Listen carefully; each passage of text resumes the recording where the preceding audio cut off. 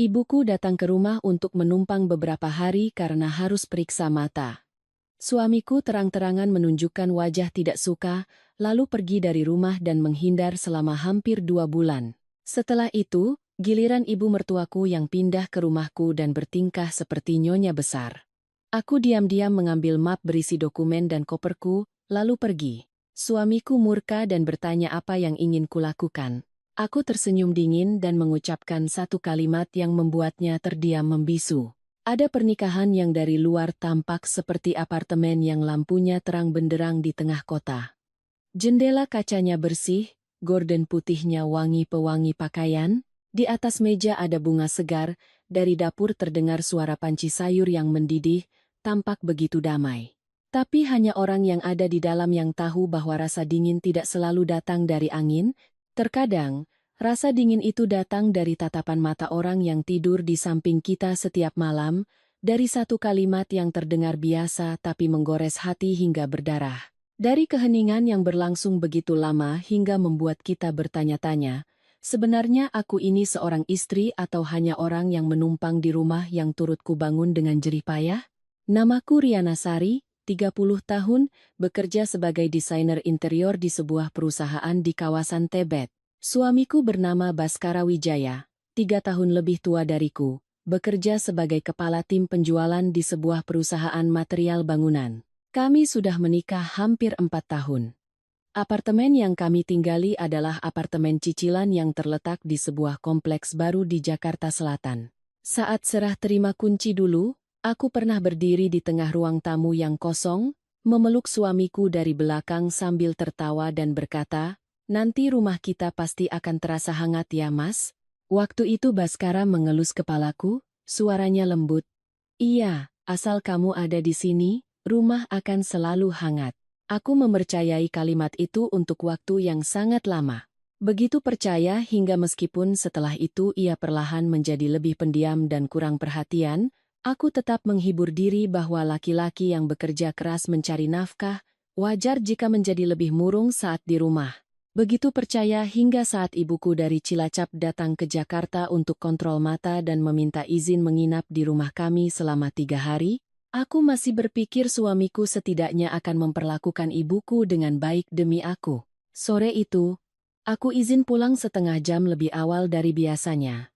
Begitu jam kerja selesai, aku langsung menuju terminal Kampung Rambutan untuk menjemput ibu. Ibuku bernama Lastri. Usianya kini 50-an, tubuhnya kurus, punggungnya sedikit bungkuk karena seumur hidup bekerja di sawah dan berjualan kecil-kecilan di pasar desa. Ayahku sudah lama meninggal, sejak aku menikah, ibu jarang sekali datang ke Jakarta, sebagian karena takut ongkosnya mahal, sebagian lagi karena takut merepotkan kami. Kali ini dokter di rumah sakit mata menjadwalkan kontrol.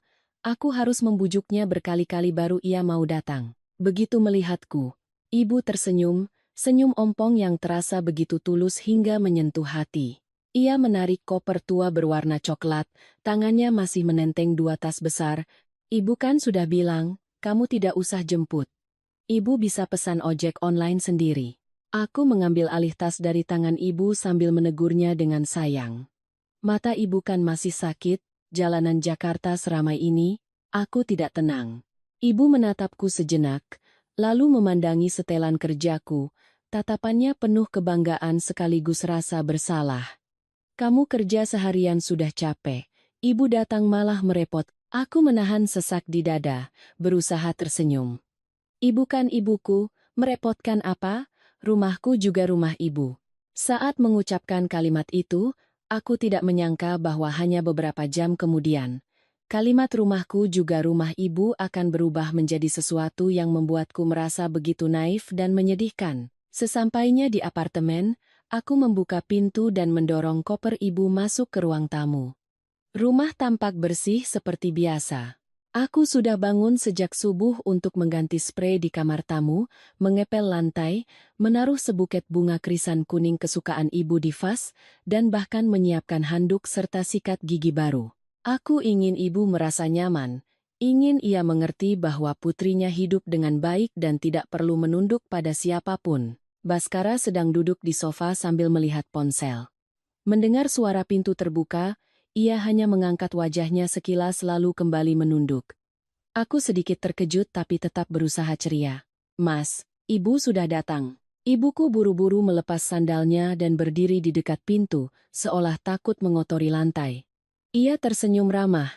Ibu datang, Bas. Ibu mau periksa mata, numpang di sini 2-3 hari saja, nanti langsung pulang. Tidak akan lama-lama merepotkan nak. Baskara meletakkan ponselnya di meja dan mengangguk singkat. Iya, hanya satu kata iya yang kering. Tidak bertanya apakah ibu lelah di perjalanan, tidak membantu membawa barang, tidak juga menawarkan minum. Aku melihat raut wajah ibu sedikit berubah, dan segera menghampirinya untuk merangkul lengannya.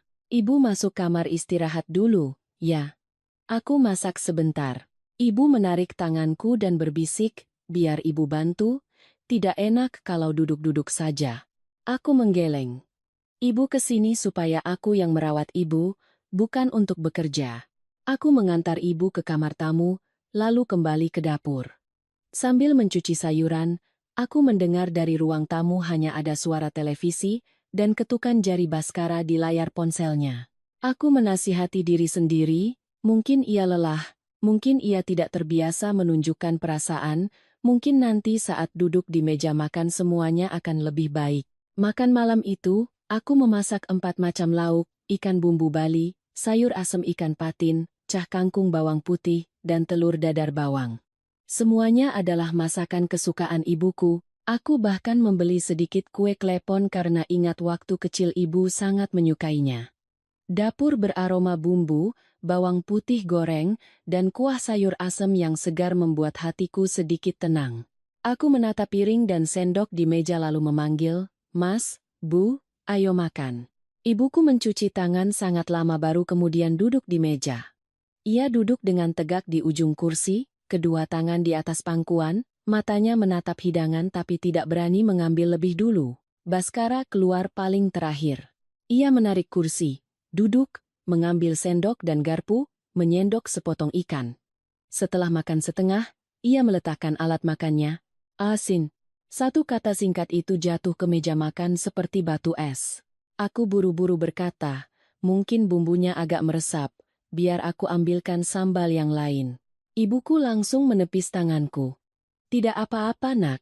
Menurut ibu rasanya pas, kok. Baskara tidak menatap ibuku, hanya mengambil gelas dan minum seteguk. Aku berusaha tersenyum canggung, menyendokkan sayur asam untuk ibu. Makan sayurnya bu, aku masaknya tidak sepedas di kampung. Ibu menerima mangkuk itu dengan kedua tangan, suaranya pelan, iya, enak sekali nak.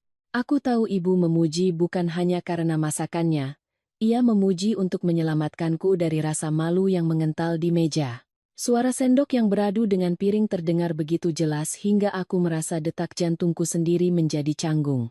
Setelah makan beberapa saat, Baskara tiba-tiba bertanya, besok ibu periksa jam berapa? Ibuku buru-buru meletakkan alat makannya. Jam 8 pagi. Kalau setelah periksa dokter bilang tidak apa-apa, lusa sore ibu pulang. Baskara mengangguk, suaranya datar. Baguslah. Aku mengangkat kepala menatapnya.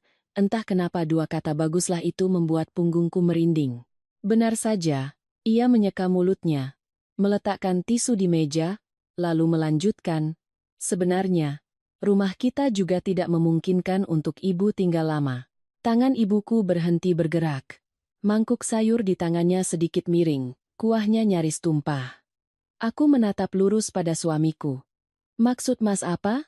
Baskara bersandar di kursi. Ekspresinya sangat tenang, tenang hingga terasa kejam. Rumah ini hanya punya 2 kamar. Ibu tidur di kamar tamu, aku lalu lalang jadi tidak enak. Apartemen ini ramai, nanti tetangga lihat bisa jadi omongan.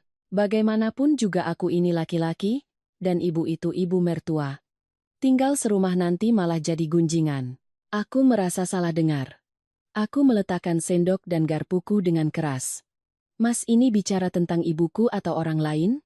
Ibuku yang melahirkanku. Beliau datang untuk periksa mata dan menginap beberapa hari di rumah putrinya, apa yang perlu digunjingkan?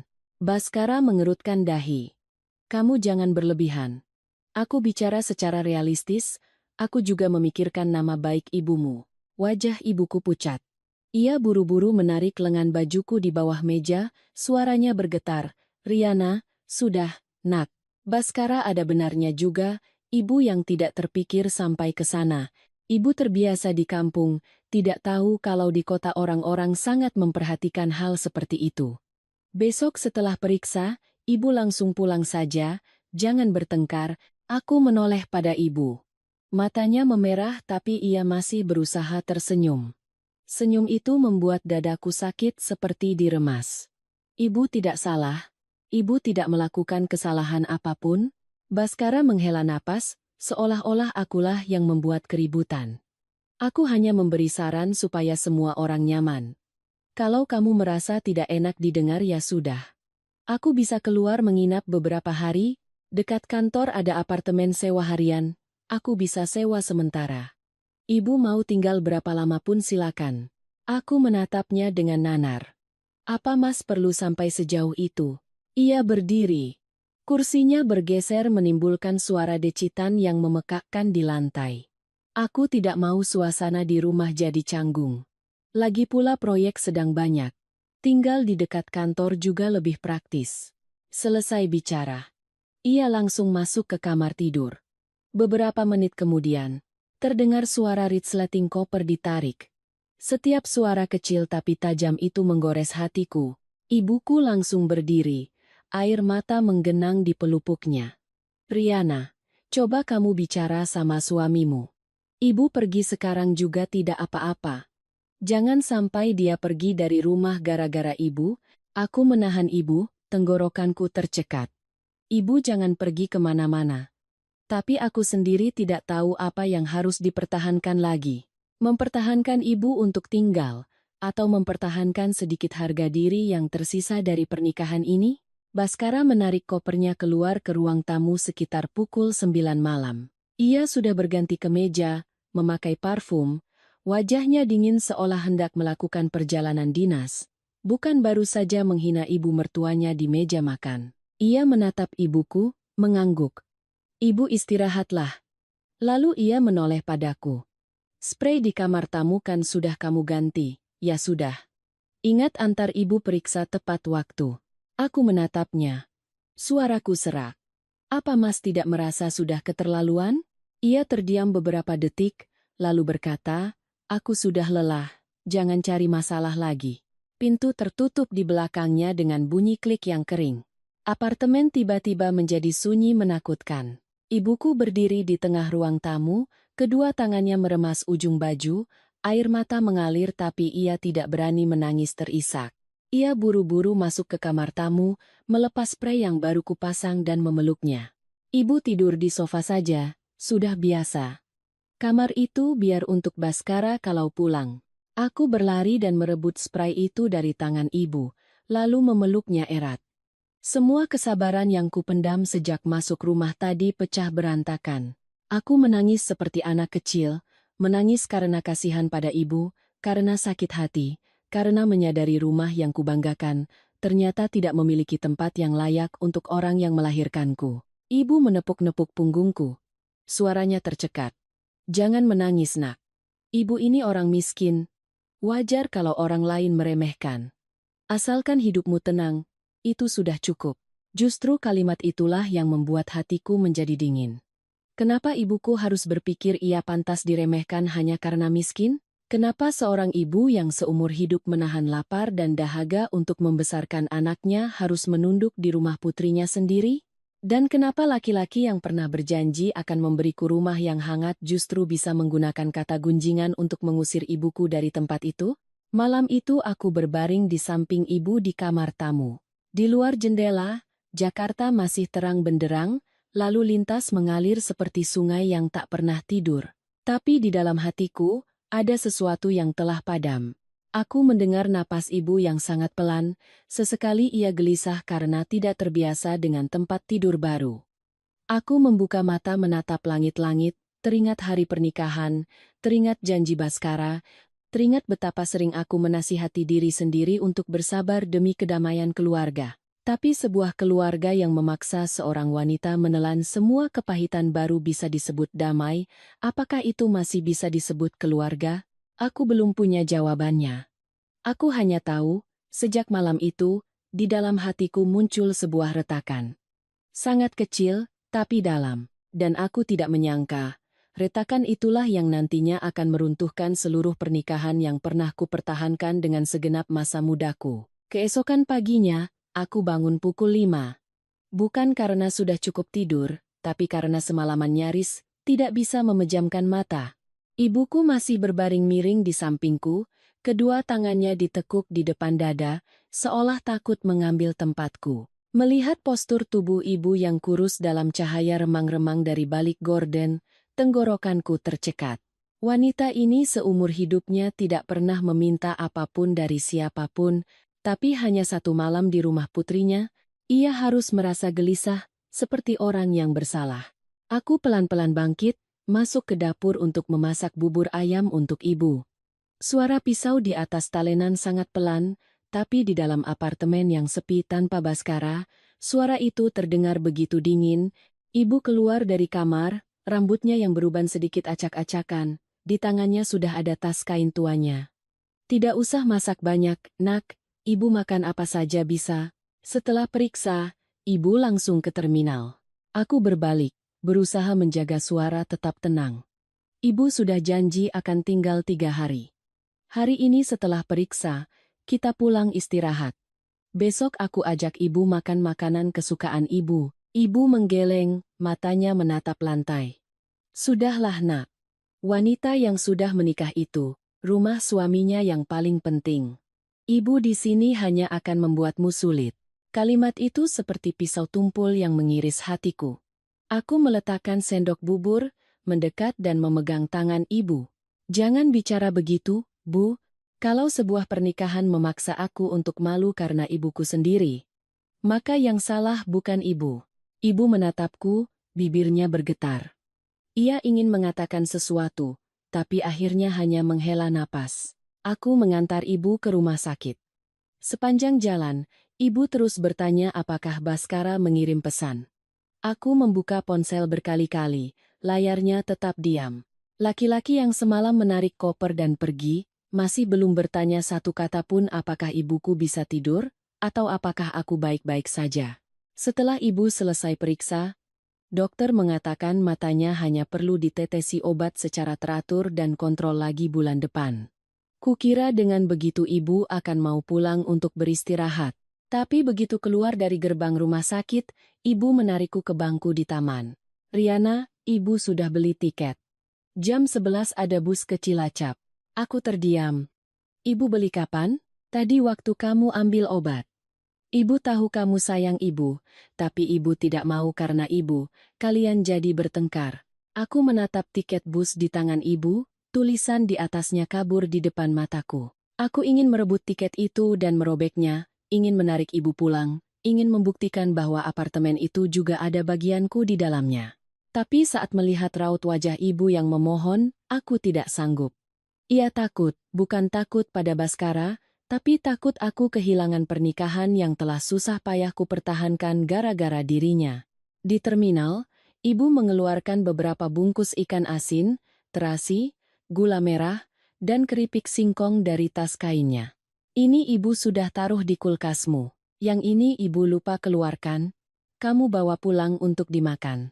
Jangan telat makan, sesedih apapun harus tetap makan. Aku memeluk ibu erat. Aroma minyak angin, aroma matahari kampung, dan aroma pakaian lama ibu membuat air mataku mengalir tanpa bisa kutahan. Maafkan ibu, nak, ibu tidak punya apa-apa untukmu selain oleh-oleh dari kampung ini. Aku menggeleng, menangis hingga sesak. Jangan minta maaf lagi ibu, yang seharusnya minta maaf bukan ibu.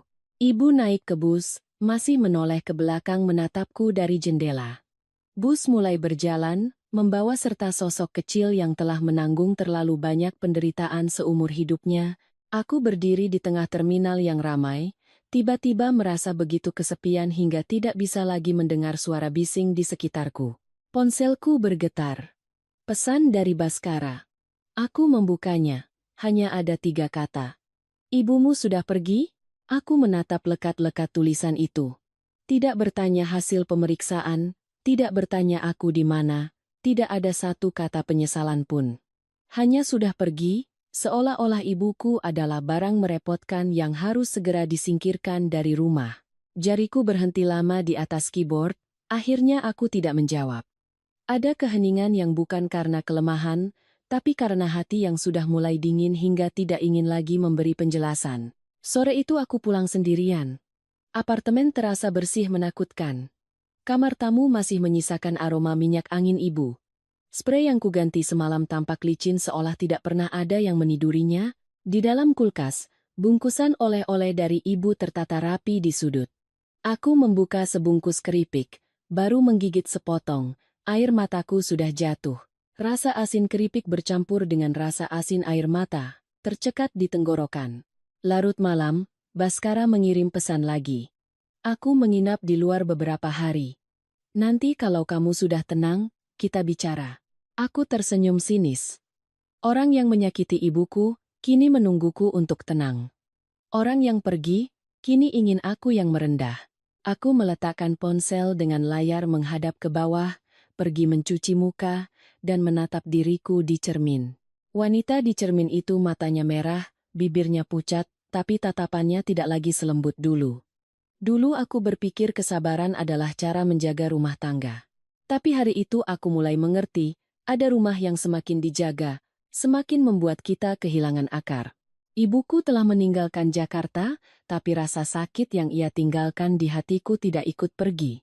Ia tetap di sana, diam-diam tumbuh setiap hari menjadi duri yang tertancap dalam di jantungku. Sejak ibuku pulang kampung, Baskara benar-benar tidak kembali ke rumah. Awalnya aku pikir ia hanya marah beberapa hari, atau setidaknya setelah tenang ia akan menyadari kesalahannya dan mengirim pesan yang pantas. Tapi hari ketiga berlalu, lalu seminggu, lalu setengah bulan, ponselku hanya menerima pesan-pesan singkat seolah-olah dari seorang manajer gedung, bukan dari seorang suami. Akhir bulan, jangan lupa bayar iuran apartemen. Tagihan listrik dan air sudah dibayar? Besok ada orang dari kantorku mau ambil berkas di laci. Tidak ada satupun pertanyaan, sudah makan siang? Tidak ada satupun pertanyaan, ibu capek tidak setelah pulang kampung, apalagi tanda-tanda penyesalan. Aku tetap bekerja, pulang ke rumah, dan memasak seperti biasa. Terkadang di malam hari, tanpa sadar aku menakar beras untuk 2 orang, memasak ikan lebih banyak, menumis sayur 1 piring penuh. Baru saat menata piring dan sendok di meja aku sadar, rumah ini hanya ada aku. Aku duduk berhadapan dengan kursi kosong Baskara, melihat uap dari mangkuk sayur perlahan hilang di udara, hatiku ikut mendingin. Apartemen yang dulu menjadi tempat yang paling kurindukan setelah bekerja, tiba-tiba berubah menjadi sebuah kotak yang luas tapi kosong. Setiap malam membuka pintu, yang menyambutku bukan lagi suara langkah suami, bukan lagi pertanyaan basa-basi, sudah pulang dek, melainkan hawa dingin lantai dan suara dengung kulkas. Suatu hari hujan deras, petir menyambar di kaca balkon. Aku duduk meringkuk di sofa, memeluk jaket yang tertinggal milik ibu. Bertanya-tanya apakah di kampung sana ibu bisa tidur nyenyak, atau masih gelisah karena merasa merusak pernikahan putrinya. Belum sempat aku terbiasa dengan sikap dingin Baskara, adiknya, Dewi Anggreni, mulai sering muncul. Dewi berusia 26 tahun, bekerja sebagai staf kantor, tapi karena dimanja oleh seluruh keluarga, sifatnya sangat seenaknya. Ia punya kunci cadangan yang diberikan Baskara. Pertama kali Dewi masuk tanpa permisi adalah saat aku sedang bekerja di meja makan. Aku terkejut dan langsung berdiri. "Kenapa kamu masuk tidak tekan bel?" Dewi melepas sepatunya dan berjalan masuk seenaknya. "Mas Bas yang suruh aku ambil barang." "Mbak kenapa tegang begitu? Ini kan rumah kakakku, bukan rumah orang lain." Aku menahan kesal dan bertanya. "Kamu mau ambil apa?" "Beberapa berkas Mas Bas, sekalian ambil oleh-oleh dari kampung yang ditaruh ibu di kulkas." Katanya mengambil berkas, tapi saat pergi, di tangannya selain map milik Baskara, ada juga sekotak anggur impor yang kubeli untuk dibawa ke kampung akhir pekan nanti, 2 tube krim wajah yang belum kubuka, dan sebotol sampo mahal yang baru kupesan online. Aku melihat semuanya. Tapi hari itu aku menahan diri untuk tidak berdebat. Aku sudah terlalu lelah untuk mengubah rumah ini menjadi medan perang. Tapi semakin aku diam, Dewi semakin menjadi-jadi. Ia datang di waktu-waktu yang tak terduga. Kadang siang hari di akhir pekan, kadang larut malam. Setiap kali datang, matanya akan menjelajahi seisi rumah, membuka kulkas, membuka rak kosmetik, dan dengan santai memilih apa yang ia suka. Suatu hari, ia mengambil botol parfum yang kubeli dengan bonus proyek pertamaku setelah menikah. Parfum yang kusimpan dengan sangat baik karena itu adalah hadiah langka yang kuberikan untuk diriku sendiri. Parfum ini wangi, aku ambil ya. Nanti malam mau ke ulang tahun teman. Aku mendekat dan mengambil kembali botol parfum itu dari tangannya. Ini sudah Mbak pakai, tidak pantas untukmu. Wajah Dewi langsung masam. Sudah dipakai kenapa? Kakak ipar sama adik ipar masa perhitungan begitu? Pantas saja Mas Bas tidak mau pulang. Mbak sama ibumu itu memang jago bikin orang tidak darahku serasa naik ke kepala. Coba ulangi lagi yang jelas. Apa hubungannya dengan ibuku? Dewi melipat tangan dan menyeringai. Bukannya gara-gara ibumu datang ke sini, kakakku jadi harus pergi? Orang kampung tapi gengsinya tinggi. Sudah tahu rumah orang tidak nyaman, masih saja nekat tinggal. Kalimat itu seperti tamparan telak di wajahku. Aku menatap Dewi, setiap kata keluar dari mulutku dengan sangat perlahan. Kamu boleh mengambil barang milik kakakmu, tapi mulai hari ini, jangan sentuh barang milik Mbah, dan jangan pernah lagi menyebut nama ibuku dengan nada seperti itu. Dewi melotot, mungkin tidak menyangka aku berani bersikap tegas. Ia melempar botol parfum itu ke meja sambil tertawa mengejek. Mbak pikir Mbak hebat, apartemen ini kalau bukan karena Mas Bas, memangnya Mbak sanggup beli? Selesai bicara, ia mengambil tasnya dan pergi, sengaja membanting pintu dengan keras. Suara pintu yang menghantam dinding membuatku terpaku di tengah ruang tamu. Aku melihat botol parfum yang miring di atas meja, melihat bekas sepatunya di lantai yang baru kupel, lalu tiba-tiba aku ingin tertawa. Ternyata di mata keluarga suamiku, aku bukan hanya orang luar. Aku adalah orang luar yang tidak punya hak untuk sakit hati, tidak punya hak untuk marah, dan tidak punya hak untuk melindungi ibuku sendiri. Malam itu, Baskara mengirim pesan. Dewi bilang kamu bersikap ketus padanya. Dia masih kecil, kamu sebagai kakak ipar seharusnya mengalah. Aku menatap pesan itu lama sekali, lalu mengetik balasan. Dia menghina ibuku. Lama sekali baru ia membalas. Dia cuma ceplas-ceplos, kamu jangan terlalu sensitif. Aku meletakkan ponselku. Tiba-tiba hatiku terasa begitu tenang. Bukan karena sudah tidak sakit, tapi karena akhirnya aku sadar, orang yang tidak ingin melindungiku, sebanyak apapun penjelasanku, mereka hanya akan menganggapku merepotkan. Malam itu, aku membuka laci dan memeriksa semua dokumen pribadiku. KTP, buku BPJS, kontrak kerja, surat-surat apartemen, rekening koran. Aku menata semuanya ke dalam sebuah map hitam. Tanganku masih gemetar, tapi pikiranku jauh lebih jernih dari sebelumnya. Mungkin aku belum cukup berani untuk langsung pergi. Tapi untuk pertama kalinya setelah 4 tahun menjadi istri, aku mulai berpikir, jika suatu hari aku harus meninggalkan rumah ini, aku tidak akan pergi dengan tangan kosong. Map hitam itu kusembunyikan di laci paling bawah meja kerjaku. Setiap kali membukanya dan melihat isinya, jantungku berdebar lebih kencang, seolah aku sedang menyimpan sebuah rahasia pengkhianatan. Tapi kemudian aku bertanya pada diri sendiri, mengkhianati siapa? Mengkhianati suami yang menelantarkanku selama berminggu-minggu hanya karena ibuku datang menginap beberapa hari? Mengkhianati rumah yang adiknya bisa seenaknya masuk dan mengambil barang, sementara ibuku harus menunduk pergi dengan rasa malu? Memikirkan itu, tanganku yang gemetar perlahan mengepal. Mungkin aku tidak mengkhianati siapapun. Aku hanya mulai melindungi diriku sendiri. Suatu Sabtu sore, saat aku sedang duduk di sebuah kafe dekat kantor untuk merevisi desain klien, sahabatku Citra tiba-tiba muncul. Citra adalah teman kuliahku, bicaranya ceplas-ceplos setajam pisau, tapi hatinya sangat lembut. Begitu melihat wajahku, Ia langsung menarik kursi tanpa basa-basi. Kamu sudah lihat cermin belum? Mukamu kayak orang linglung. Aku menunduk mengaduk es kopi susu yang sudah dingin. Belakangan ini kerjaan lagi banyak. Citra merebut ponselku dari meja dan membuka percakapan pesanku dengan Baskara. Belum sempat aku mencegah, ia sudah menggulir dari atas ke bawah. Semakin ia membaca, wajahnya semakin dingin. Ini pesan dari suamimu atau dari pengelola apartemen? Aku tersenyum kaku, tapi sudut mataku terasa perih. Dia lagi marah. Marah kenapa?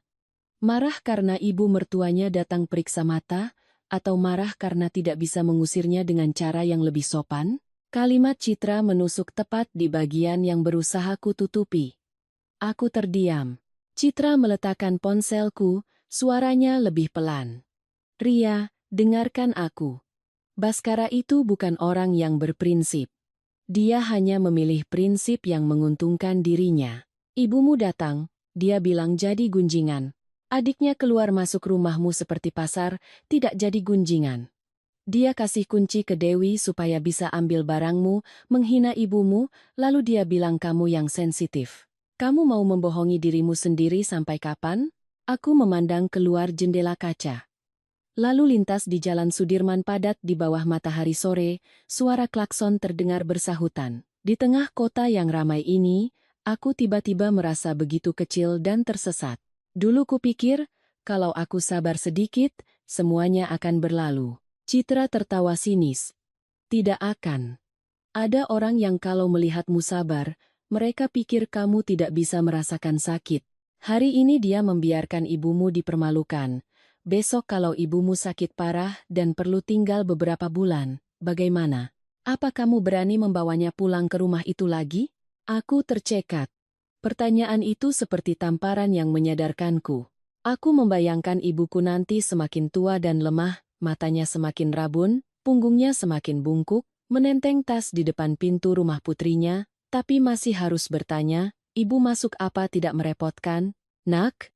Memikirkannya saja, dadaku sudah sakit hingga sulit bernapas. Citra menggenggam tanganku. Kamu masih muda, punya pekerjaan, punya kemampuan.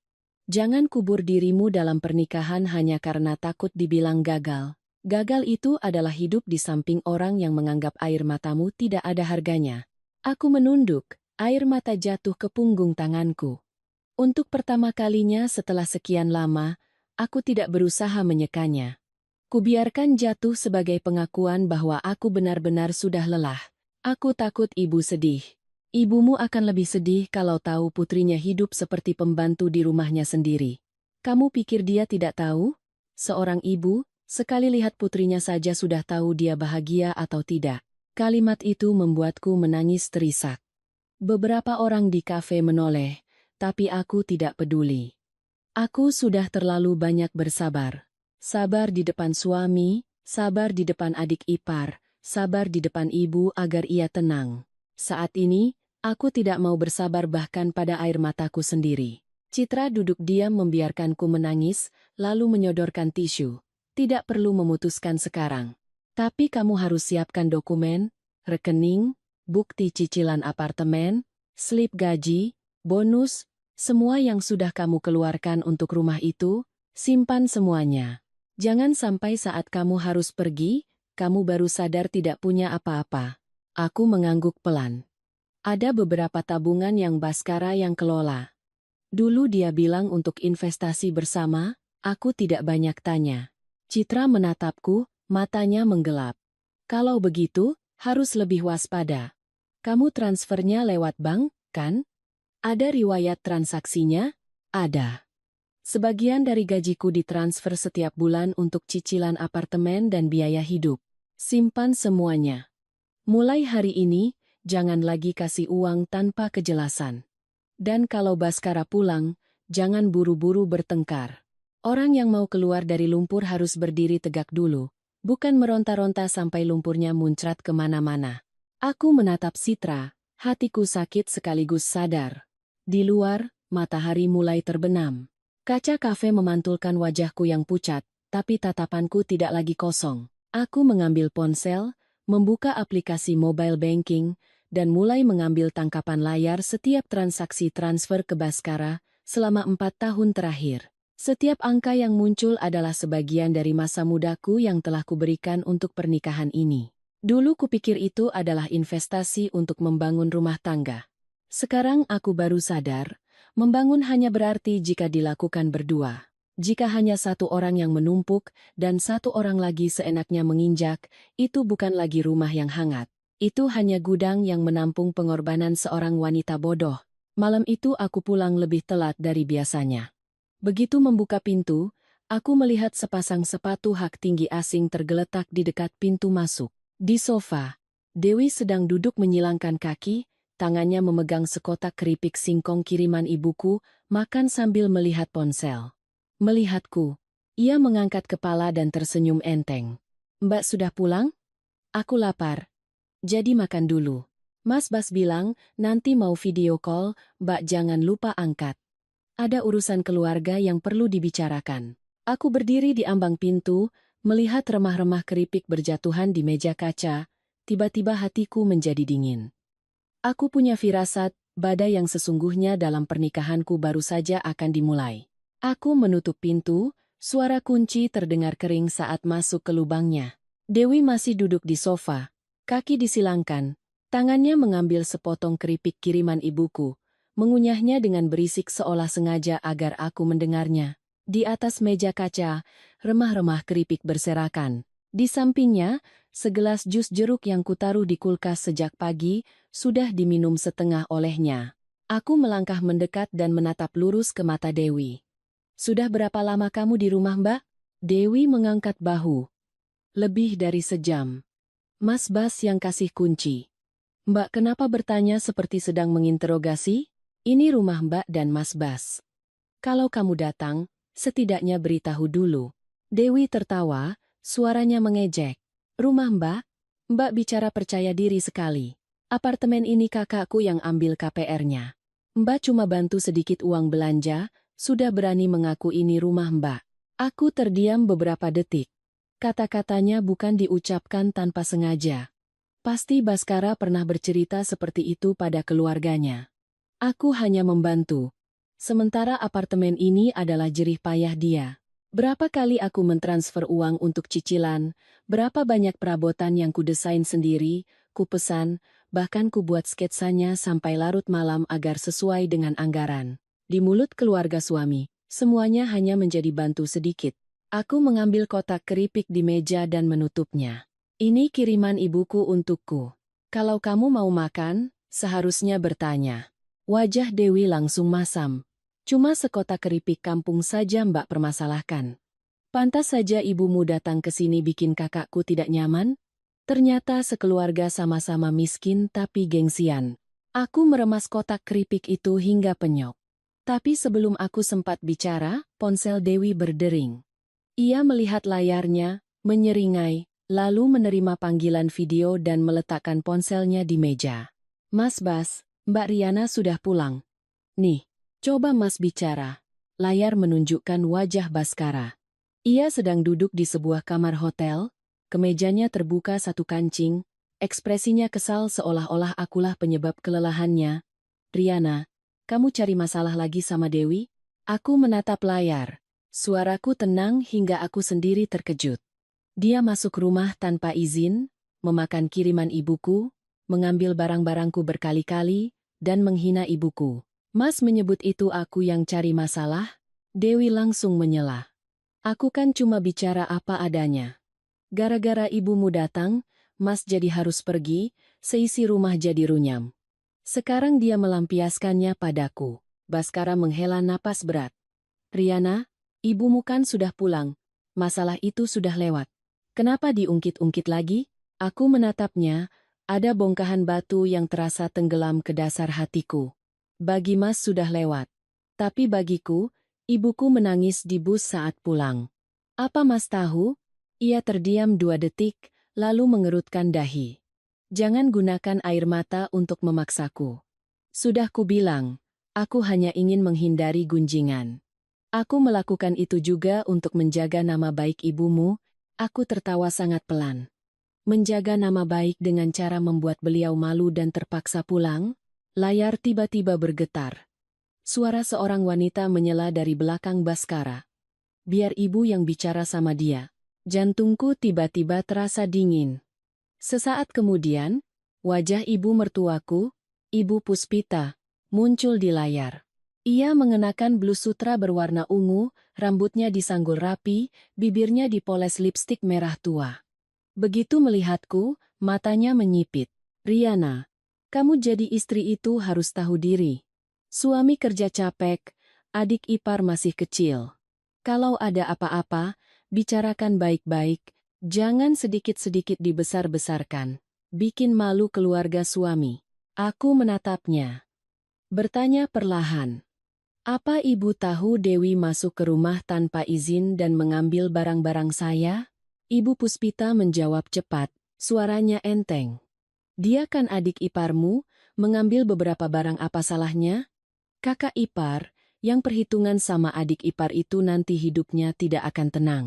Lalu ibu kandung saya datang menginap beberapa hari, kenapa jadi masalah besar?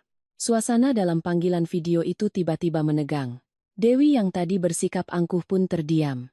Baskara menatapku dengan tatapan memperingatkan. Riana, jangan kurang ajar. Aku menatapnya tanpa berkedip. Aku hanya bertanya satu hal. Ibuku adalah ibu, ibumu juga ibu. Dewi adalah adikmu, dan aku adalah istrimu. Kenapa keluargamu punya hak untuk masuk ke rumahku, mengambil barangku, menghina ibuku, sementara ibuku hanya menginap 3 hari sudah menjadi gunjingan? Wajah Ibu Puspita menggelap. Kamu membandingkan apa? Ibumu itu orang luar. Keluarga ini adalah keluarga Wijaya. 2 kata orang luar itu diucapkan dengan ringan. Tapi menghantam hatiku lebih keras daripada bentakan apapun. Tiba-tiba aku sadar. Bukan baru hari ini mereka menganggapku orang luar, hanya saja, hari ini mereka mengatakannya dengan terus terang. Baskara melihatku terdiam, mungkin mengira aku sudah kalah argumen. Ia merendahkan suaranya, tapi nadanya masih penuh perintah. Riana, minta maaf sama Dewi. Setelah itu, bereskan rumah. Beberapa hari lagi, ibuku mau datang ke Jakarta untuk general check-up. Mungkin akan tinggal beberapa waktu. Aku tidak mau ibu melihat rumah dalam keadaan tegang. Aku mengangkat kepala. Ibumu mau datang menginap? Ibu Puspita tersenyum dingin. Kenapa? Ibu tidak boleh menginap di rumah anak laki-laki ibu sendiri? Aku menatap Baskara. Laki-laki yang pernah berkata tinggal bersama ibu mertua bisa jadi gunjingan, sekarang dengan santai memberitahu bahwa ibunya akan datang untuk tinggal lama. Aku merasakan darah di tubuhku mendingin, begitu dingin hingga tanganku tidak lagi gemetar. Aku bertanya kata demi kata, kali ini, apa Mas tidak perlu menghindari gunjingan? Wajah Baskara memerah, ia membentak. Jangan membangkang. Ibuku beda. Aku mengangguk dan tersenyum. Senyum itu pasti terlihat sangat aneh karena ketiga orang di layar dan di sofa menatapku dengan heran. Benar, ibumu beda. Karena beliau ibumu, sedangkan ibuku hanyalah orang luar. Aku mendekat, mengambil ponsel Dewi, dan meletakkannya dengan layar menghadap ke bawah di atas meja. Panggilan video masih tersambung, suara marah Baskara terdengar samar-samar. Riana, apa yang kamu lakukan? Aku menatap Dewi, suaraku pelan tapi jelas. Setelah makan, bersihkan mejamu. Mulai hari ini, kalau mau masuk rumah ini, tekan bel. Kalau masih masuk tanpa izin, aku akan ganti kunci. Dewi berdiri. Mbak berani? Aku menatapnya, hatiku luar biasa tenang. Coba saja. Malam itu setelah Dewi pergi dengan marah, aku duduk sendirian di ruang tamu. Remah-remah keripik sudah kubersihkan. Tapi kata-kata orang luar, rumah keluarga Wijaya, ibuku beda masih tertinggal, lebih tajam dari pecahan kaca. Aku membuka laptop, membuat folder baru bernama dokumen pribadi, lalu menyimpan semua rekening koran, tangkapan layar surat-surat, dan pesan dari Baskara serta Dewi ke dalamnya. Untuk pertama kalinya, aku tidak lagi merasa sedang melakukan hal yang berlebihan. Aku hanya sedang memungut kembali kepingan-kepingan hak untuk hidup yang telah direnggut diam-diam oleh pernikahan ini. 3 hari setelah panggilan video itu, Baskara mengirim pesan singkat. Besok sore ibuku datang. Tolong bersihkan kamar tamu. Aku menatap layar ponsel lama sekali. Kamar tamu, tempat ibuku bahkan belum sempat tidur semalaman penuh sudah harus pergi diam-diam, kini akan digunakan untuk menyambut ibu mertuaku seolah itu adalah hal yang wajar. Aku tidak langsung menjawab. Aku meletakkan ponsel, membuka pintu kamar tamu. Di atas meja samping tempat tidur, masih ada botol minyak angin yang tertinggal milik ibu. Aku mengambilnya. Aromanya yang khas menusuk hidung, begitu tajam hingga mataku terasa panas. Aku tidak menangis. Aku hanya memasukkan botol minyak angin itu ke dalam map dokumen pribadiku, seolah menyimpan sebuah bukti bahwa di kamar ini pernah ada seorang ibu yang diperlakukan begitu buruk hingga tidak berani kembali. Keesokan sorenya, aku izin pulang setengah hari. Bukan untuk melayani siapapun, tapi untuk melihat dengan mata kepalaku sendiri, wajah seperti apa yang akan digunakan Baskara saat masuk ke rumah ini setelah hampir 2 bulan pergi. Pukul 16.10. Suara kunci terdengar di pintu. Aku sedang mengelap meja makan saat pintu terbuka.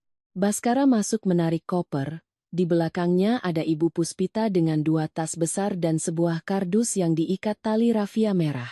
Ibu mertuaku mengenakan gamis modern berwarna hijau tua, gelang emas berkilauan di pergelangan tangannya. Begitu masuk, ia langsung mengedarkan pandangan ke seluruh ruang tamu. Rumahnya lumayan, tapi kurang hidup. Perempuan di rumah tapi membiarkan suasana sedingin ini, tidak baik. Baskara meletakkan koper dan menatapku seolah tidak pernah terjadi apa-apa. Buatkan ibu minum. Beliau capek habis perjalanan. Aku berdiri diam beberapa detik, lalu masuk ke dapur. Di belakangku, Ibu Puspita berjalan keliling rumah dengan sandalnya, membuka pintu kamar tamu, membuka lemari, menarik gorden, menyentuh permukaan meja dengan jarinya. Suaranya terdengar jelas. Spraynya warnanya terlalu pucat, ibu tidak suka. Ibu bawa spray sendiri. Lagi pula, di kamar ini kok ada bau minyak apa ya? Tidak enak sekali. Tanganku meremas gelas dengan erat.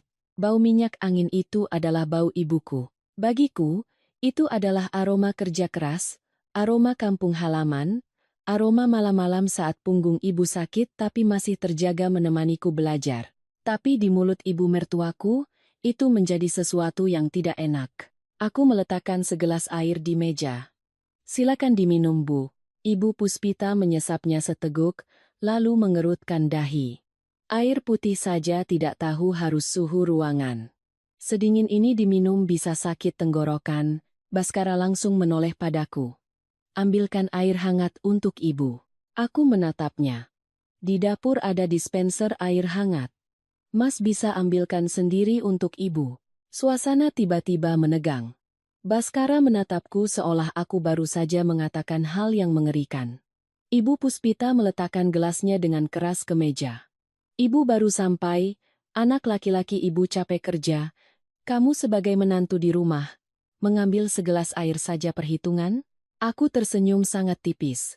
Saya hanya berpikir, ibu baru datang dari perjalanan jauh, akan lebih terasa hangat jika Mas Bas yang melayani ibu. Wajah Baskara memerah.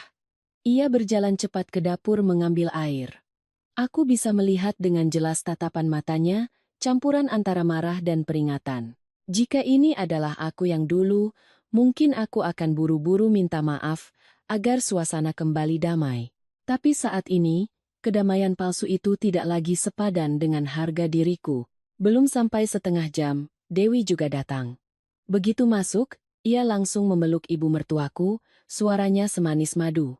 Ibu datang, aku jadi tidak kangen lagi. Tinggal di sini beberapa bulan saja ya. Bu, biar Mbak Riana belajar cara merawat orang tua. Ibu Puspita tertawa puas. Tentu saja. Perempuan menikah itu harus tahu cara mengurus keluarga suami. Kalau ibu tidak ajari, siapa lagi? Aku berdiri di dekat meja makan, melihat mereka bertiga tertawa. Dalam sekejap, apartemen yang pernah kubuat sketsanya hingga larut malam, memilih setiap lampunya, setiap warna dindingnya, setiap rak dapurnya, tiba-tiba berubah menjadi panggung sandiwara keluarga Wijaya. Dan aku, Orang yang telah menumpahkan uang, tenaga, dan masa mudaku ke tempat ini, terasa seperti seorang pembantu yang sedang menunggu perintah. Malam itu, Ibu Puspita memintaku memasak makan malam. Ia bilang suka ikan tim jahe, sayur pare isi daging, semur daging, dan sayur rebus dengan sambal terasi. Aku baru pulang kerja. Perutku lapar. Tapi aku tetap masuk ke dapur. Bukan karena ingin mengambil hati mereka, tapi karena aku ingin melihat sejauh mana mereka bisa bersikap tidak masuk akal. Saat hidangan tersaji, Ibu Puspita duduk di kursi utama seperti pemilik rumah. Baskara duduk di kanannya, Dewi di kirinya. Aku meletakkan mangkuk terakhir lalu duduk di ujung meja. Ibu mertuaku mengambil sepotong ikan, mengunyahnya sedikit, lalu mengernyit. Mengukus ikan kok masih amis? Masakan orang kampung saja lebih enak. Dewi langsung menimpali. Mbak Riana kan desainer, jadi terbiasa menggambar. Urusan dapur ya wajar kalau tidak pintar. Baskara tidak mengangkat kepala, hanya berkata, lain kali diperbaiki. Ibu itu seleranya tinggi, kamu harus lebih rajin belajar. Aku meletakkan sumpitku. Selera ibu tinggi atau masakanku yang kurang enak, itu tidak penting. Yang penting adalah, dulu saat ibuku datang, Mas bilang rumah ini tidak nyaman untuk ditinggali orang tua. Sekarang ibumu mau tinggal beberapa bulan. Apa Mas sudah merasa nyaman? Seketika meja makan menjadi sunyi. Ibu Puspita menatapku, matanya setajam pisau. Kamu sedang membanding-bandingkan dengan ibu mertuamu? Aku menatap lurus padanya. Saya hanya sedang belajar membedakan mana keluarga dan mana orang luar sesuai standar di rumah ini. Baskara memukul meja. Riana, cukup. Aku tidak terkejut. Aku hanya menatap tangannya yang ada di atas meja, melihat cincin kawin yang masih berkilau di jari manisnya. Tiba-tiba cincin itu lebih terasa seperti borgol daripada janji, memborgolku dalam peran sebagai istri yang harus sabar, menantu yang harus melayani, dan wanita yang tidak boleh merasa sakit saat ibunya direndahkan. Malam itu, setelah selesai membersihkan dapur, aku masuk ke kamar mandi dan mengunci pintu. Di luar, suara Ibu Puspita masih menggerutu, mengkritik rumah yang kurang teratur. Suara tawa Dewi, dan suara pelan Baskara yang menenangkan ibunya. Aku menyalakan keran air dengan kencang, mengambil ponsel dan mengirim pesan pada Citra. Kamu ada waktu? Aku mau bertemu pengacara. Pesan baru saja terkirim. Aku menatap diriku di cermin. Wajahku pucat, mataku sembab, tapi di dasar mataku ada sesuatu yang sangat berbeda. Bukan lagi keputusasaan, melainkan tekad. Citra membalas dengan cepat, hanya satu kalimat singkat. Besok jam 10, aku antar kamu bertemu kenalanku. Aku menatap pesan itu. Di dalam hatiku, seutas tali yang tegang begitu lama akhirnya sedikit mengendur. Di luar kamar mandi, suara Ibu Puspita masih terdengar tanpa henti. Ia mengkritik handuk tangan yang digantung di tempat yang salah, sabun cuci piring yang baunya terlalu menyengat, ruang tamu yang kurang tanaman hijau sehingga tidak ada energi positif. Baskara hanya terus menjawab, iya, Bu, nanti aku bilang Riana. Ibu istirahat saja. Suaranya begitu lembut hingga aku ingin tertawa. Ternyata ia bukan tidak tahu cara peduli, ia hanya memilih siapa yang pantas ia pedulikan. Aku mengeringkan wajahku lalu melangkah keluar. Ibu Puspita duduk di tengah sofa, tangan memegang remote TV, kakinya diletakkan di atas bantal sofa berwarna krem kesukaanku.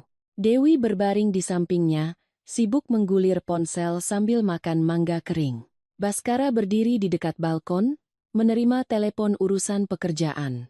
Melihatku keluar, Ibu Puspita menunjuk ke tumpukan tas di depan pintu kamar tamu. Riana, nanti setrika beberapa baju ibu yang ini. Besok ibu mau bertemu teman-teman arisan, tidak pantas pakai baju kusut. Aku melihat jam. Sudah hampir pukul 11 malam. Saya masih harus menyelesaikan desain untuk klien besok pagi. Ibu mertuaku mengerutkan dahi. Pekerjaan kantor lebih penting dari ibu mertua? Belum sempat aku menjawab, Baskara sudah menutup telepon dan mendekat. Setrika saja beberapa potong untuk ibu. Desainnya bisa kamu kerjakan sampai larut malam. Aku menatapnya lama sekali. Laki-laki yang pernah melihatku bekerja hingga pukul 2 pagi. Yang tahu aku punya penyakit maag karena sering melewatkan makan demi proyek, sekarang dengan santai menyuruhku begadang lebih lama untuk menyetrika baju ibunya. Tiba-tiba hatiku terasa begitu datar. Itu baju ibumu, Mas, yang setrika saja. Anak laki-laki merawat ibunya kan hal yang baik. Dewi tertawa mengejek. Mbak Riana hari ini aneh sekali. Disuruh ibu mertua sedikit saja sudah dilempar ke suami. Ibu Puspita meletakkan remote dengan keras. Rumah ini sejak ibu masuk sudah terasa kurang aturannya. Menantu bicara pada suami seperti itu, cepat atau lambat pasti akan berantakan. Baskara menarik tanganku ke dapur, merendahkan suaranya. Jangan bikin aku malu di depan ibu. Aku menatap tangannya yang mencengkeram pergelangan tanganku. Lalu saat Mas membuat ibuku malu, apa Mas pernah memikirkanku? Wajah Baskara menggelap. Ia melepaskan tanganku seolah tersengat listrik. Kenapa kamu ungkit-ungkit masalah lama terus? Ibumu sudah pulang. Ibuku baru datang. Tidak bisakah kamu bersikap lebih pantas? Aku tersenyum sinis. Pantas itu artinya harus mengerjakan semuanya, dimarahi tetap diam, dan disindir tetap tersenyum. Ia menggeram. Kamu semakin sulit diajak bicara.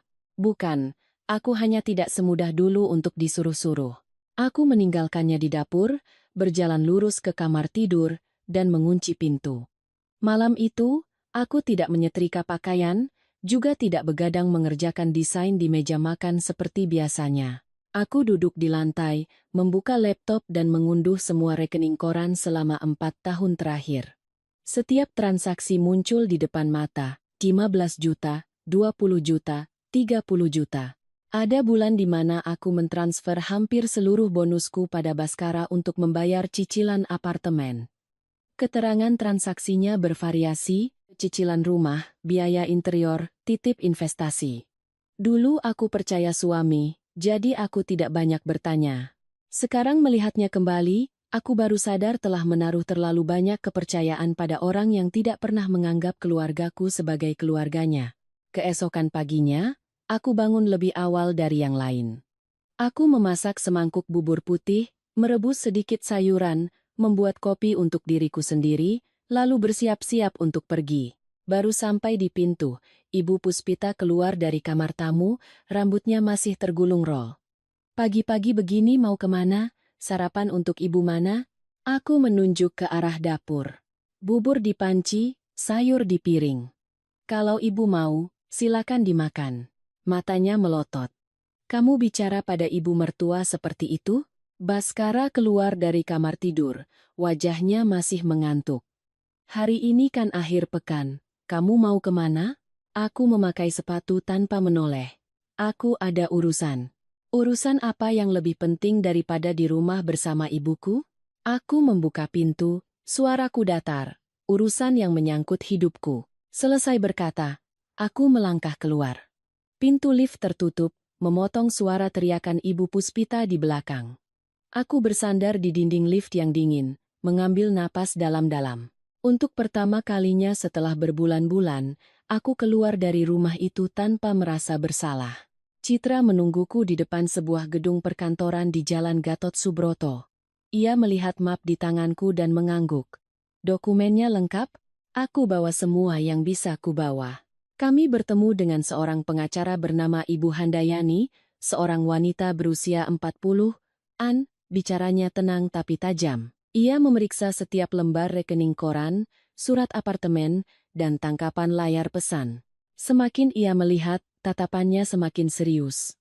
Kamu harus simpan semua dokumen asli. Setiap uang yang kamu transfer ke suami untuk cicilan apartemen, biaya interior, dan investasi bersama, semuanya harus ada buktinya. Jika nanti terjadi perceraian atau pembagian harta, ini semua sangat penting. Aku bertanya pelan, tapi apartemen ini atas nama kami berdua, dan KPR-nya sebagian besar dia yang urus. Apa saya akan dirugikan, Bu? Ibu Handayani menatapku dengan tegas. Dirugikan atau tidak, tergantung pada bukti dan sikapmu mulai dari sekarang. Jangan menandatangani surat apapun tanpa membacanya dengan teliti. Jangan lagi mentransfer uang ke rekening suami tanpa tujuan yang jelas. Dan yang terpenting, jika kamu sudah berpikir untuk pergi, siapkan tempat tinggal yang aman. Aku mengangguk, tanganku di atas map. Rasa takut masih ada, tapi di bawah rasa takut itu, sebuah fondasi baru sedang terbentuk. Aku tidak lagi terombang-ambing antara harapan dan rasa sakit. Aku sudah mulai melihat jalan, meskipun jalan itu pasti tidak akan mudah. Saat meninggalkan kantor pengacara, Citra memberiku secari kertas berisi alamat sebuah apartemen sewa harian di kawasan Kuningan. Temanku punya, disewakan jangka pendek. Aman, dekat kantormu. Kapanpun kamu butuh, kamu bisa langsung pindah. Aku memegang kertas itu, tenggorokanku tercekat. Citra, aku takut. Citra merangkul bahuku. Takut itu wajar. Tidak ada orang yang menunggu sampai tidak takut baru menyelamatkan dirinya. Sambil takut pun kita harus tetap berjalan.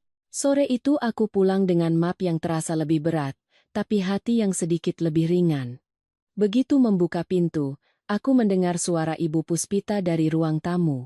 Tunggu saja dia pulang, Ibu akan bicara langsung. Rumah ini tidak bisa dibiarkan punya menantu yang seenaknya pergi, seenaknya membantah. Kalau dia tidak tahu diri, harus diberi pelajaran. Aku berdiri di luar pintu sejenak, lalu mendorong pintu hingga terbuka. 3 orang di ruang tamu serentak menoleh padaku. Kali ini, aku tidak menunduk, aku masuk ke dalam rumah, meletakkan tasku di kursi dekat pintu. Seluruh ruang tamu sunyi senyap.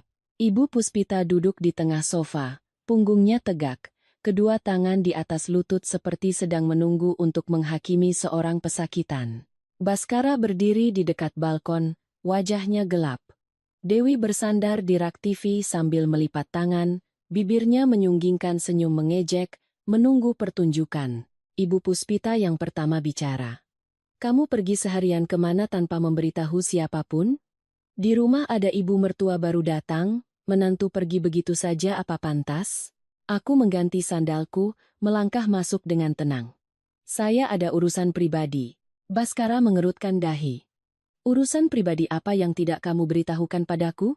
Aku menatapnya. Dulu Mas pergi dari rumah hampir 2 bulan, apa Mas memberitahu saya setiap hari Mas pergi kemana? Wajah Baskara berubah. Ibu Puspita langsung memukul sandaran sofa. Kamu bicara apa? Suamimu bekerja, pergi dinas itu hal biasa. Perempuan sudah bersuami itu harus tahu aturan di rumah. Aku tersenyum sangat tipis. Aturan itu hanya berlaku untuk saya, kan, Bu? Dewi berdiri. Mbak jangan kurang ajar sama ibuku. Aku menoleh padanya. Dewi, ini terakhir kali Mbak bilang. Saat orang tua sedang bicara, jangan ikut campur dengan nada menggurui.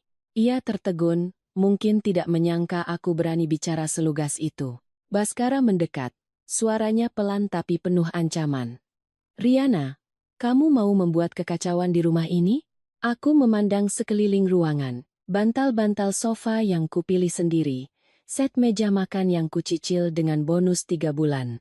Lampu gantung yang membuatku begadang sampai pukul 2 pagi merevisi desain agar bisa membelinya. Setiap sudut di rumah ini ada jejakku. Tapi sekarang mereka berdiri di sini dan bertanya, apakah aku mau membuat kekacauan, seolah-olah aku hanya tamu yang diizinkan tinggal. Tidak, aku hanya tidak mau terus-menerus dianggap sebagai pembantu. Ibu Puspita tertawa dingin. Jadi menantu, memasak dan membereskan rumah saja sudah dihitung-hitung. Ibu bilang ya, perempuan zaman sekarang terlalu banyak sekolah, jadi lupa kewajibannya. Aku menatapnya. Suaraku tetap datar. Jika memasak dan membereskan rumah adalah kewajiban menantu perempuan, lalu merawat ibu kandungnya sendiri, apakah itu bukan kewajiban anak laki-laki? Sejak ibu datang sampai sekarang, apa Mas Bas sudah pernah membuatkan segelas teh untuk ibu? Atau membereskan satu pun pakaian ibu? Atau semua pekerjaan itu hanya memanggil namaku? Wajah Baskara memerah. Jangan berdebat kusir. Aku tidak berdebat. Aku hanya bertanya. Keluarga ini sangat suka bicara soal prinsip, tapi sepertinya prinsip itu selalu diletakkan di pundakku seorang diri. Udara di ruang tamu mengental. Ibu Puspita berdiri, menunjuk ke arahku. Baik, hari ini ibu bicara terus terang. Kalau kamu masih mau jadi menantu keluarga Wijaya, mulai besok kamu harus ubah sikapmu. Pagi bangun memasak, pulang kerja urus makan malam, akhir pekan antar ibu kontrol, antar Dewi belanja. Gajimu juga sebaiknya kamu serahkan ke Baskara. Suami istri kok menyimpan uang sendiri-sendiri? Itu tandanya tidak percaya suami. Mendengar itu, aku tertawa terbahak-bahak. Suara tawaku membuat mereka bertiga terdiam. Aku tertawa bukan karena gembira, tapi karena akhirnya tujuan mereka yang sebenarnya terungkap. Tidak hanya ingin aku melayani, mereka juga ingin menguasai uangku. Baskara buru-buru berkata, "Ibu kan hanya ingin yang terbaik untuk keluarga. Kamu jangan berpikir negatif." Aku bertanya, "Gajiku kuserahkan pada Mas untuk dikelola. Lalu uang yang Mas habiskan selama 2 bulan di luar, untuk sewa tempat tinggal di mana? Berapa sebulan? Apa Mas pernah memberitahuku?" Ia mengalihkan pandangannya. "Itu tidak ada hubungannya. Kalau begitu, uangku juga tidak ada hubungannya dengan Ibu dan Dewi." Dewi langsung menyahut, "Mbak bicara begitu egois sekali. Kakakku itu suamimu. Uangmu juga uang keluarga ini." Aku menatapnya, setiap kataku ucapkan dengan jelas. "Uangku bukan untuk membiayai sikap seenaknya dirimu." Dewi menerjang maju seolah ingin merebut tasku, tapi Baskara menahannya. Ibu Puspita memegangi dadanya dan mulai menangis. "Ya Tuhan, malang sekali nasibku. Membesarkan anak laki-laki, menikahkannya, tapi istrinya malah membantah ibu, meremehkan adik ipar. Apa masih ada aturan di rumah ini? Jika ini adalah masa lalu, melihat ibu mertua menangis pasti akan membuatku panik dan buru-buru minta maaf. Tapi hari ini aku hanya merasa lelah. Lelah dengan air mata yang dijadikan senjata. Lelah karena setiap kali aku membela diri, mereka selalu mengubahku menjadi sosok yang durhaka, egois, dan kurang ajar. Aku mengambil tasku. Aku keluar makan malam, kalian urus sendiri." Baskara menahan tanganku. "Kamu berani pergi?" Aku menatap tangannya yang mencengkeram pergelangan tanganku. "Lepaskan." Ia mencengkeram lebih erat. "Kalau kamu melangkah keluar dari pintu ini, jangan salahkan aku." Aku mengangkat kepala menatapnya, untuk pertama kalinya tidak menghindari tatapan marahnya. "Mas mau apa? Pergi dari rumah lagi? Atau bilang aku membuat Mas malu?" Baskara terdiam. Aku menarik tanganku dari genggamannya dan membuka pintu. Di belakangku, suara tangisan Ibu Puspita, makian Dewi, dan panggilan Baskara terdengar campur aduk, tapi saat pintu lift tertutup, semua suara itu terhalang di luar. Aku melihat bayanganku di dinding lift yang dingin, tiba-tiba air mata mengalir. Bukan karena lemah, tapi karena aku tahu, sejak saat ini, aku telah benar-benar melewati batas yang tidak bisa kembali lagi. Malam itu, aku tidak pergi ke restoran mewah. Aku duduk di sebuah warung soto kecil di pinggir jalan, memesan semangkuk soto panas. Uapnya mengepul membuat mataku perih, aku makan perlahan. Seolah ini adalah pertama kalinya setelah berbulan-bulan aku bisa makan tanpa harus melihat raut wajah siapapun. Aku duduk di warung soto itu sampai kuahnya mendingin. Di luar, jalanan masih ramai, orang-orang berlalu lalang dengan tergesa-gesa. Tidak ada yang tahu bahwa di dalam hati seorang wanita yang duduk di sudut warung, ada sesuatu yang telah hancur tanpa suara. Aku menyeka mulut, membayar, lalu berjalan kaki sejenak di sekitar kompleks apartemen. Lampu-lampu di jendela apartemen menyala, membentuk kotak-kotak hangat. Ada rumah yang terdengar tawa anak-anak, ada rumah yang tercium aroma ikan goreng sampai ke koridor. Dulu aku berpikir apartemenku juga akan seperti itu, sebuah tempat untuk kembali setelah hari yang melelahkan. Tapi sekarang, hanya dengan memikirkan pintu itu, dadaku sudah terasa sesak seolah akan masuk ke ruang sidang. Saat aku tiba di rumah, jam sudah menunjukkan hampir pukul 10. Begitu membuka pintu, aku melihat ruang tamu lebih berantakan dari saat aku pergi. Di atas meja ada kulit buah, gelas minuman yang belum selesai, dan kotak kue yang terbuka. Ibu Puspita duduk di sofa dengan selimut, wajahnya dingin. Baskara berdiri di dekat jendela, merokok, padahal dulu aku sudah berkali-kali bilang asap rokok membuatku pusing. Dewi berbaring di karpet, sibuk memilih model ponsel baru di internet. Melihatku masuk, Baskara mematikan rokoknya di asbak. Masih tahu jalan pulang? Aku melepas sepatu tanpa menjawab. Aku tahu jika aku membuka mulut saat ini, semuanya hanya akan menjadi perdebatan tanpa akhir. Tapi keheninganku justru membuat mereka semakin kesal. Ibu Puspita berdeham. Besok Minggu, Ibu mengundang teman-teman arisan ke sini untuk makan siang. Kamu siapkan yang pantas, jangan sampai orang lain bilang menantu Ibu tidak becus. Aku berhenti bergerak. Ibu mengundang tamu ke rumah tanpa bertanya padaku dulu? Ia mengangkat alis. Ini rumah anak laki-laki Ibu. Ibu mengundang beberapa teman, apa perlu izin? Aku menoleh pada Baskara. Ia menghindari tatapanku tapi tetap berkata, Ibu kan jarang-jarang ke Jakarta, ingin bertemu teman-temannya. Kamu bantu sekali saja, jangan dibesar-besarkan. Aku tersenyum sinis. Mas sering sekali bilang kalimat itu sampai aku hafal. Dewi duduk tegak, menunjukkan ponselnya pada ibunya. Bu, aku sudah pilih model yang ini, ada warna pink baru, harganya cuma 30 jutaan. Besok ibu bilang sama Mas Bas, ya, ponselku sudah lemot. Ibu Puspita melirikku lalu sengaja mengeraskan suaranya. Itu nanti dibicarakan setelah makan siang besok.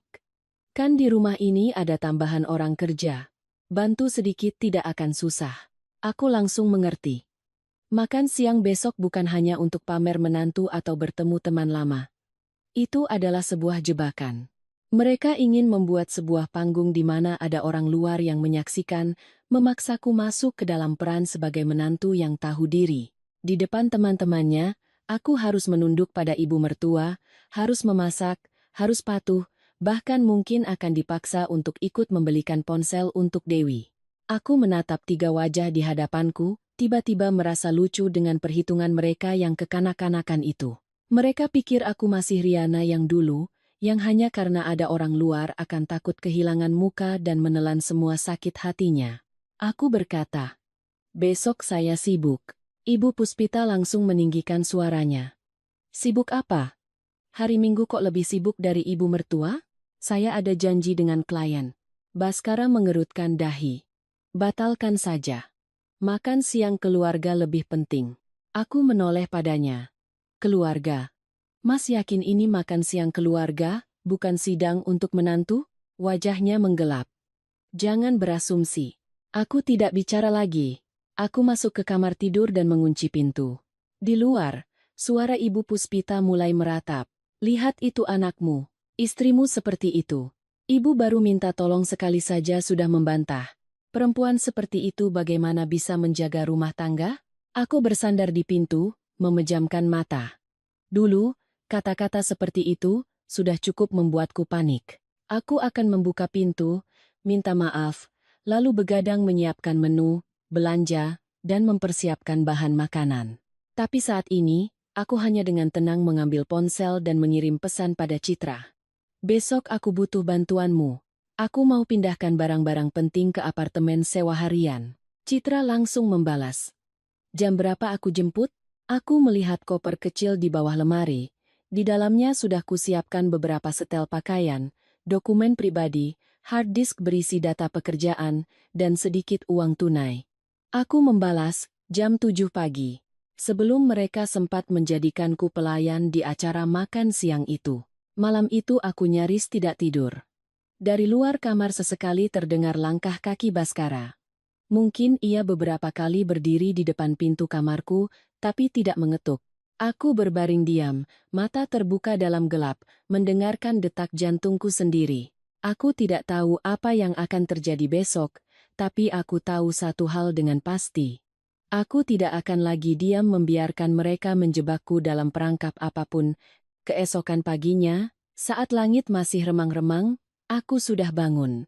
Aku mencuci muka, mengenakan pakaian yang praktis, membuka lemari, mengambil map hitam berisi dokumen, dan menarik koper dengan sangat pelan. Tapi saat tanganku baru saja menyentuh gagang pintu kamar, dari luar tiba-tiba terdengar suara Baskara. Pagi-pagi begini kamu mau kemana? Aku terdiam. Pintu hanya berjarak 1 jengkal dariku, tapi aku tahu, jika hari ini aku tidak bisa membukanya, seumur hidup aku akan terkurung di dalam banyak pintu lainnya. Suara Baskara dari balik pintu membuat tanganku membeku di gagang pintu. Selama beberapa detik, semua suara seolah lenyap, hanya menyisakan detak jantungku yang berdebar kencang. Aku menatap koper kecil di samping kakiku, memeluk map hitam di dadaku, lalu mengambil napas dalam-dalam. Semalaman aku sudah berjanji pada diri sendiri, jika hari ini aku tidak melangkah keluar, aku akan selamanya terbelenggu dalam lingkaran menantu harus tahu diri, istri harus sabar, dan keluarga suami selalu benar. Karena itu, aku membuka pintu. Baskara berdiri tepat di depan pintu kamar. Rambutnya masih acak-acakan, matanya merah karena kurang tidur. Ia melihat koperku, lalu beralih ke map dokumen, raut wajahnya seketika berubah. "Kamu mau bawa apa?" Aku menarik koper keluar, suaraku tenang. "Barang-barang pribadi dan dokumenku." Ia menghalangi jalanku. "Dokumen apa? Kamu mau melakukan apa di belakangku?" Aku mengangkat kepala menatapnya. Untuk pertama kalinya, aku tidak lagi takut pada wajah marahnya.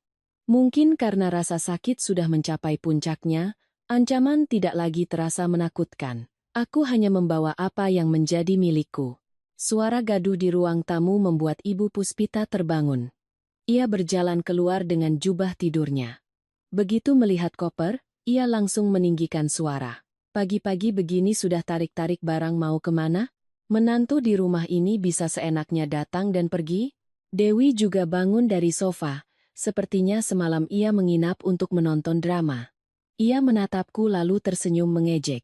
"Mbak mau kabur dari rumah? Atau mau bawa surat-surat itu untuk mengadu ke siapa?" Baskara menoleh dan membentak Dewi, "Diam." Tapi ia membentaknya bukan untuk melindungiku. Ia hanya takut kalimat Dewi mengungkap apa yang sebenarnya sedang kulakukan. Ia mengulurkan tangan hendak merebut map dariku. "Sini biar aku lihat." Aku mundur selangkah. "Tidak." Wajahnya menggelap. "Riana, aku ini suamimu. Justru karena Mas suamiku, Mas semakin tidak punya hak untuk merebut barang-barangku." Ibu Puspita menerjang maju, suaranya melengking. "Ya Tuhan. Menantu bicara sama suami seperti orang asing.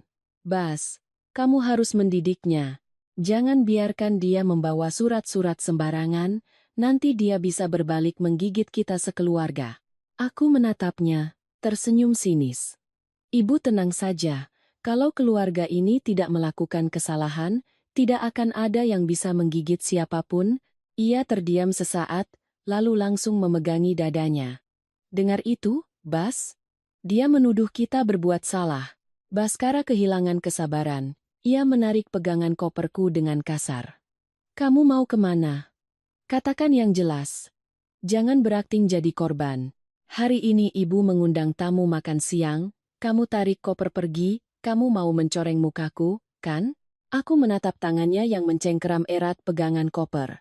Tangan yang pernah menggenggam tanganku di hari pernikahan, yang pernah berjanji akan melindungiku seumur hidup. Sekarang, tangan itu hanya tahu cara menahanku agar ia tidak kehilangan muka. Tiba-tiba aku merasa lebih sedih daripada marah. "Mas hanya takut kehilangan muka." Ia terdiam. "Apa katamu?" "Sejak ibuku dipermalukan dan terpaksa pulang, Mas tidak pernah bertanya apa aku sakit hati. Sejak aku tinggal sendirian di rumah ini, Mas hanya mengirim pesan soal tagihan listrik dan air. Dewi masuk rumah mengambil barangku dan menghina ibuku, Mas bilang aku sensitif. Ibumu datang, Mas memaksaku melayani seolah itu kewajibanku. Sekarang aku mau membawa dokumen milikku sendiri, Mas masih hanya takut kehilangan muka." Baskara menatapku, bibirnya bergerak tapi tak ada kata yang keluar. Dewi mencibir. "Mbak bicara seolah-olah keluarga ini menyiksamu. Kalau tidak suka, pergi saja. Jangan kembali lagi." Aku menoleh padanya. "Aku memang sedang pergi." Kalimat itu membuat seisi ruangan hening. Ibu Puspita tidak menyangka aku akan benar-benar mengatakannya.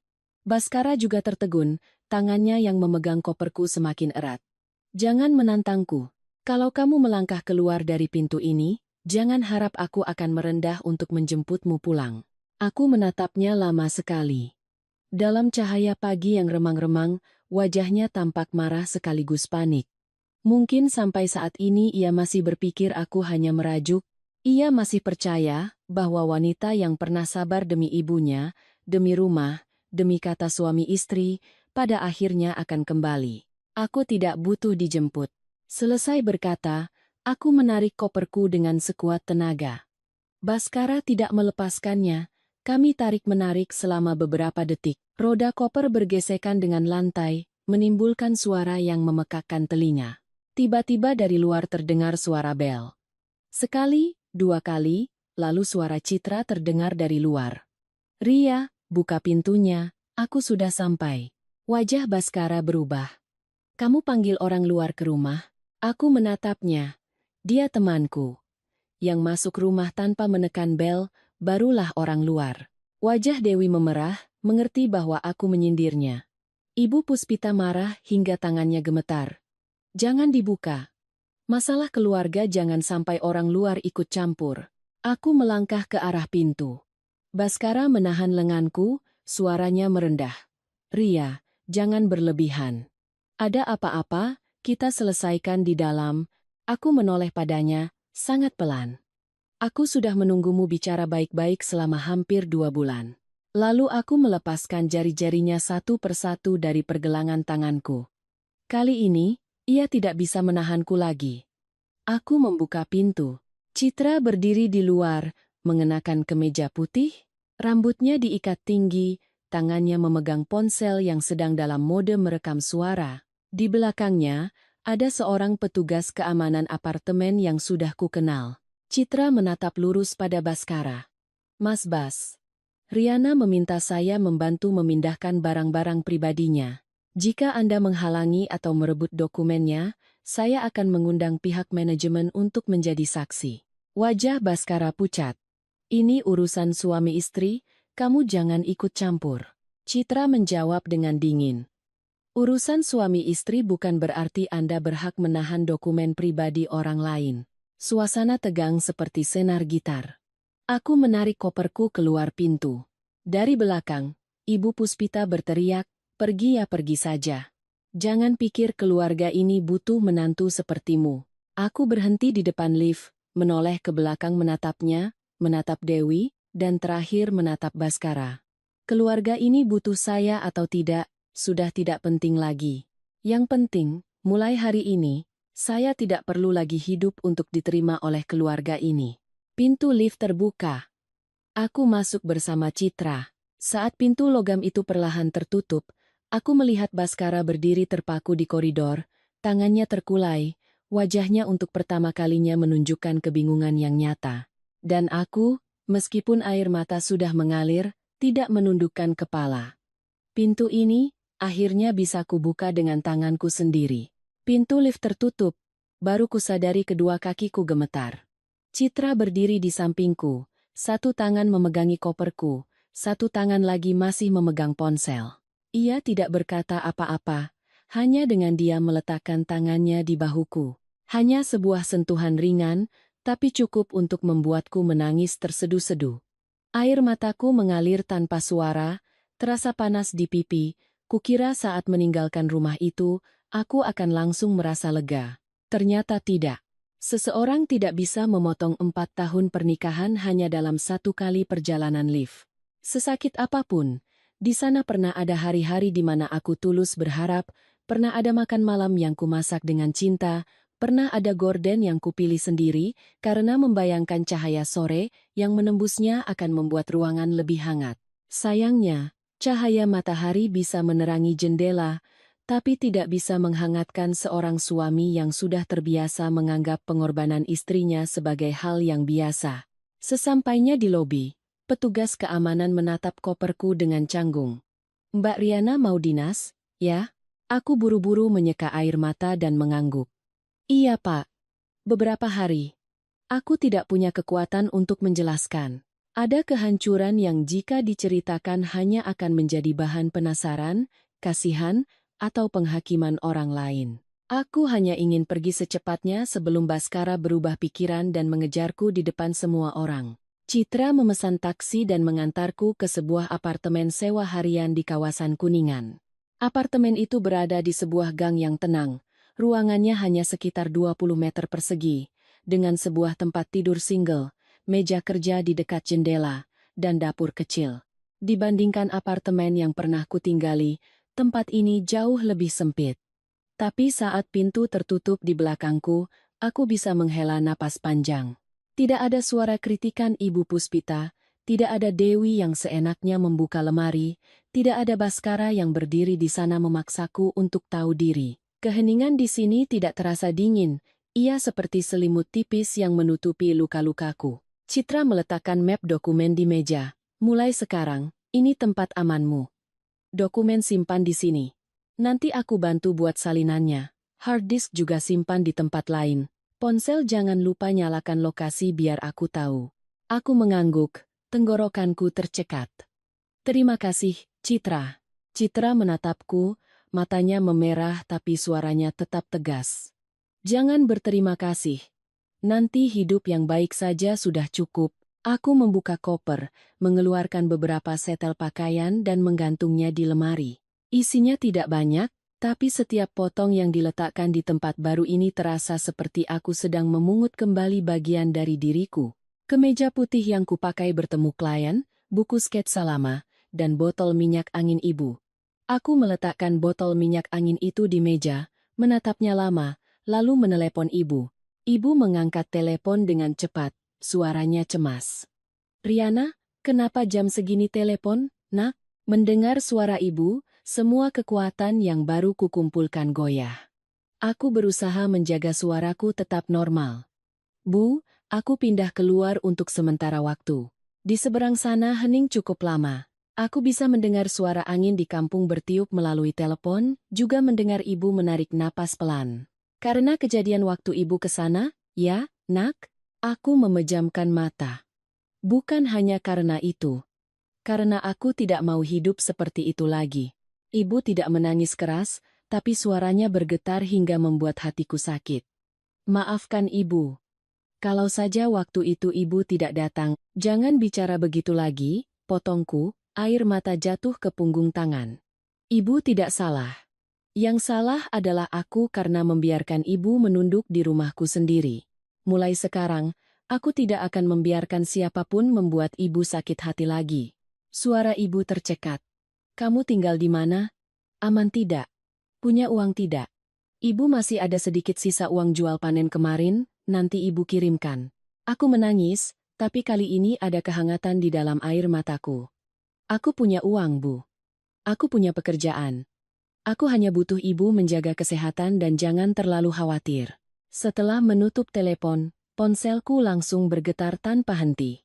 Baskara menelepon sekali, 2 kali, lalu 10 kali. Aku tidak mengangkatnya.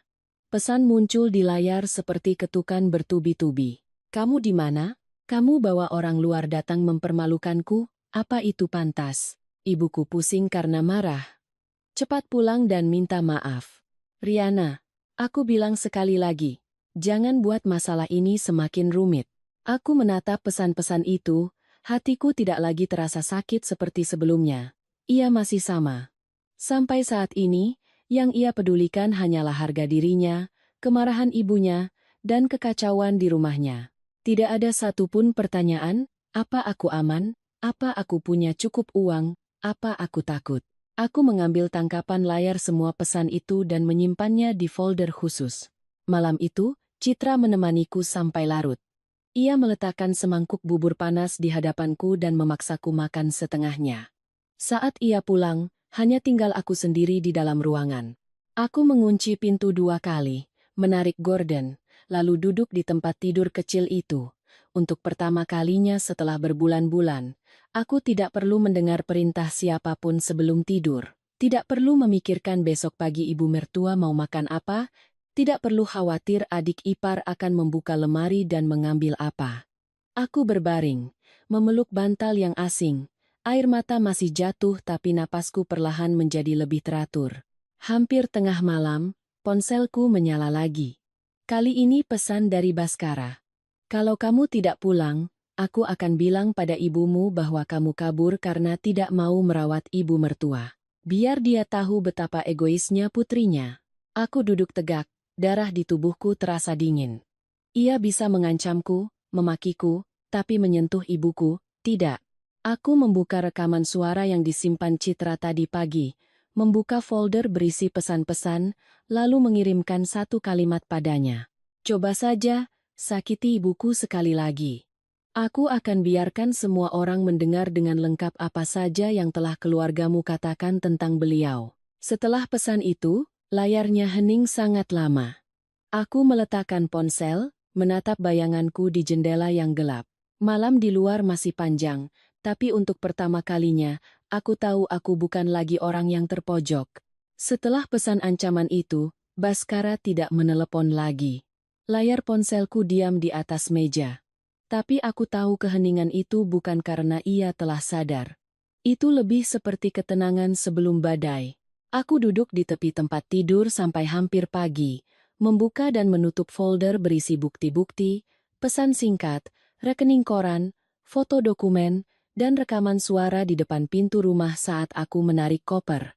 Semuanya tertata rapi seperti tulang belulang dari sebuah pernikahan yang telah mati. Dulu aku takut melihatnya, karena setiap bukti adalah pengingat betapa aku telah direndahkan. Tapi pagi itu, saat cahaya matahari menembus gorden, aku justru merasa benda-benda itu bukan lagi luka, melainkan baju zirah. Sekitar jam 8 pagi, ibuku menelepon. Begitu kuangkat, ia langsung bertanya. Semalam Baskara telepon ibu, nak. Dia bilang kalian sedang bertengkar, minta ibu menasihatimu untuk pulang. Jantungku mencelos. Apa dia mengatakan sesuatu yang membuat ibu sedih? Ibu terdiam sejenak, lalu menjawab sangat pelan. Dia tidak memarahi ibu, tapi dia bilang kamu pergi karena tidak mau merawat ibu mertua. Dia minta ibu mengajarimu agar tidak keras kepala. Aku memejamkan mata. Meskipun sudah siap, darahku tetap terasa dingin. Baskara benar-benar menelepon ibuku. Ia tidak berani menyentuhku, jadi ia menyentuh titik terlemahku. Apa ibu percaya? Di seberang sana terdengar helaan napas. Riana, ibu ini memang orang miskin dan tidak sekolah tinggi. Tapi ibu tidak buta.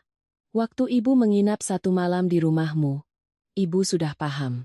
Putri ibu, kalau memang disayang, tidak akan menangis seperti itu. Air mataku langsung mengalir. Aku menggigit bibir kuat-kuat agar tidak terisak. Bu, maafkan aku karena ibu harus mendengar semua ini. Tidak. Kali ini ibu tidak akan menyalahkan diri sendiri lagi.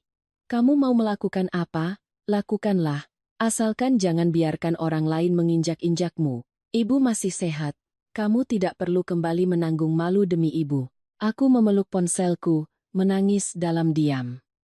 Kalimat itu seperti tangan ibu yang menepuk punggungku, mendorongku untuk terus berjalan di jalan yang masih kutakuti.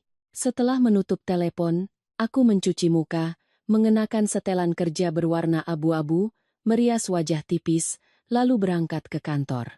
Aku tidak bisa membiarkan pernikahan yang busuk ini ikut merusak pekerjaanku. Jika ingin pergi dengan kepala tegak, aku harus semakin kuat berdiri. Menjelang siang, Baskara mengirim pesan. Nanti malam pulanglah kita bicara. Ibuku kurang sehat, jangan buat suasana semakin runyam. Aku membalas, aku tidak akan pulang sendirian. Kalau mau bicara, kita bertemu di kafe atau di kantor pengacara. Belum sampai 1 menit, ponselku bergetar. Kamu bawa-bawa pengacara untuk mengancamku? Aku menatap tulisan itu, tanganku tidak lagi gemetar. Bukan. Aku membawa pengacara agar kita berdua bicara dengan akal sehat. Ia tidak membalas. Tapi 10 menit kemudian, Dewi mengirim pesan panjang. Hebat sekali ya Mbak, sudah bikin seisi rumah kacau sekarang pura-pura jadi korban. Ibuku darah tingginya naik gara-gara Mbak, kakakku tidak bisa tidur. Mbak senang? Aku mengambil tangkapan layar, lalu membalas. Kalau ibumu sakit, bawa ke dokter. Aku bukan dokter, juga bukan perawat pribadi 24 jam. Dewi langsung menelepon. Aku tidak mengangkatnya. Ia mengirim pesan lagi. Tunggu saja. Jangan pikir dengan pegang beberapa lembar kertas Mbak bisa menang. Aku menatap ancaman itu, menyimpannya, lalu kembali bekerja. Untuk pertama kalinya, aku merasa bahwa tidak membalas perdebatan juga merupakan sebuah bentuk kekuatan. Sore itu, Citra mengantarku bertemu Ibu Handayani lagi. Ibu Handayani melihat pesan-pesan baru itu, lalu berkata perlahan, "Kamu perlu mengirim pemberitahuan resmi pada suamimu, sampaikan bahwa kamu sedang tinggal terpisah untuk menenangkan diri. Semua komunikasi terkait aset dan hubungan pernikahan sebaiknya dilakukan secara tertulis. Jangan pulang ke rumah sendirian, terutama jika pihak sana sedang emosional." Aku mengangguk. Masih ada beberapa barang pribadi saya di rumah. Meja gambar, beberapa kontrak asli, dan perhiasan pemberian ibu waktu saya menikah. Citra langsung berkata, "Aku temani." Ibu Handayani menimpali. "Buat janji temu yang jelas, bawa saksi. Jika perlu, minta bantuan keamanan gedung. Jangan berdebat di ruang tertutup." Aku mendengarkan setiap katanya, hatiku semakin mantap. Dulu aku pikir suami istri tidak perlu terlalu kaku. Tapi ketika ikatan kasih sayang sudah dijadikan tali untuk mengikat, maka aturan yang kaku adalah satu-satunya cara untuk mempertahankan harga diri. Malam itu, aku mengirim pesan pada Baskara. "Besok jam 9 pagi, aku akan pulang untuk mengambil sisa barang pribadiku. Citra akan menemaniku. Aku akan memberitahu pihak manajemen gedung untuk membantu membuka lift barang. Tolong jangan dihalangi." Lama sekali baru ia membalas. "Apa kamu harus melakukan semua ini?" Aku menatap pertanyaan itu, tiba-tiba merasakan kesedihan yang sudah lama. Jika di hari ibuku menarik koper pergi dari rumah, ia juga pernah menanyakan hal yang sama pada dirinya sendiri, mungkin ceritanya akan berbeda. Aku mengetik, "Bukan aku yang melakukannya. Ini adalah akibat dari perlakuanmu dan keluargamu." Pesan baru saja terkirim. Layar menunjukkan ia sedang mengetik, lalu berhenti, lalu mengetik lagi. Akhirnya, hanya satu kalimat yang muncul, "Aku tidak setuju cerai." Aku melihat 4 kata terakhir itu dan tersenyum tipis. Ia masih berpikir hak untuk memutuskan ada di tangannya. Ia masih berpikir selama ia tidak setuju, aku akan terus diam dalam hidupnya seperti perabotan yang tidak boleh dipindahkan. Aku mematikan layar, menarik gorden, dan menatap ke gang yang sepi di bawah. Besok aku akan kembali ke rumah itu. Tapi kali ini aku tidak kembali untuk meminta izin. Aku kembali untuk mengambil apa yang menjadi hakku. Pukul 9:50, aku dan Citra sudah berada di lobi apartemen. Di tanganku ada daftar barang yang akan kuambil, ditulis dengan rinci, meja gambar, hard disk cadangan, kontrak asli, set perhiasan dari ibu, beberapa buku sketsa, dan pakaian musim dingin.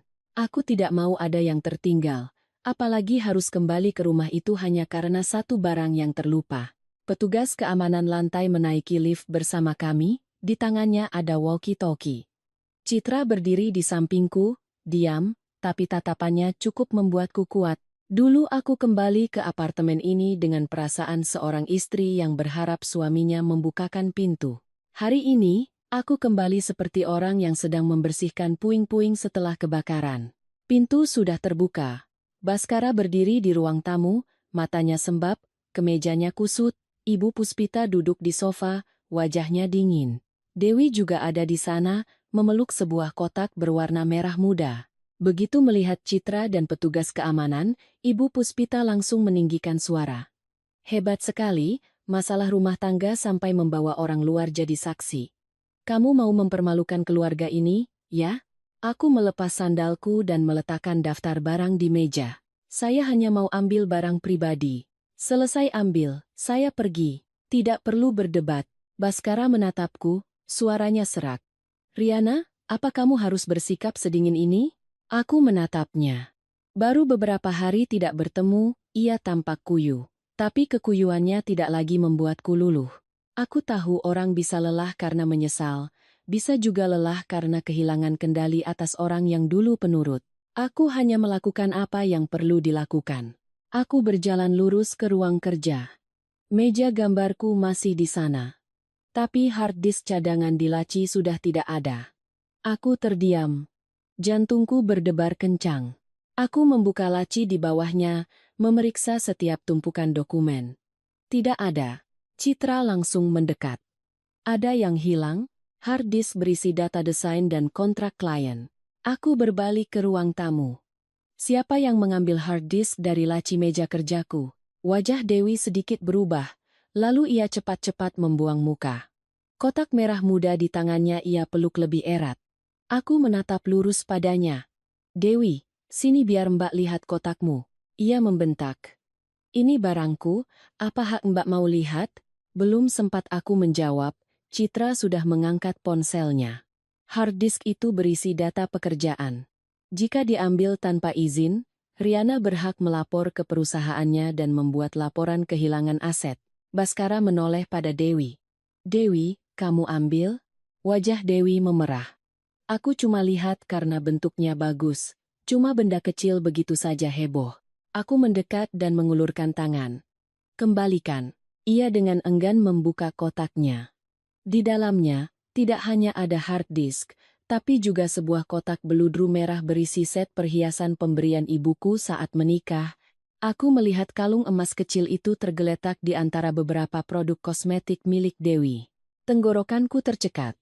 Itu adalah perhiasan yang dibeli ibuku dengan menjual hampir semua ayamnya, ditambah sisa tabungannya. Mungkin tidak seberapa nilainya bagi keluarga Wijaya, tapi bagiku, itu adalah hasil jerih payah ibuku seumur hidup.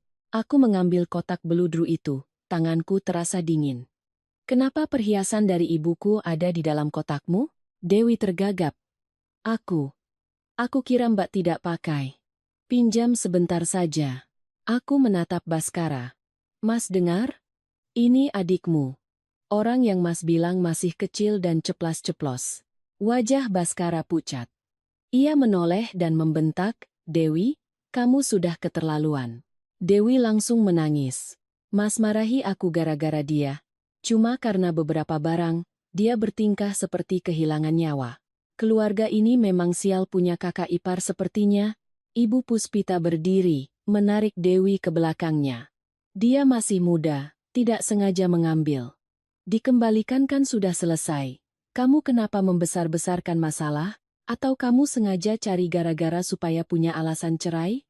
Aku memeluk kotak perhiasan itu di dadaku, menatap ibu mertuaku lama sekali. Ibu kandungku disebut orang luar, sementara orang yang mengambil barangku dan menyentuh kenang-kenangan dari ibuku disebut masih muda dan tidak sengaja.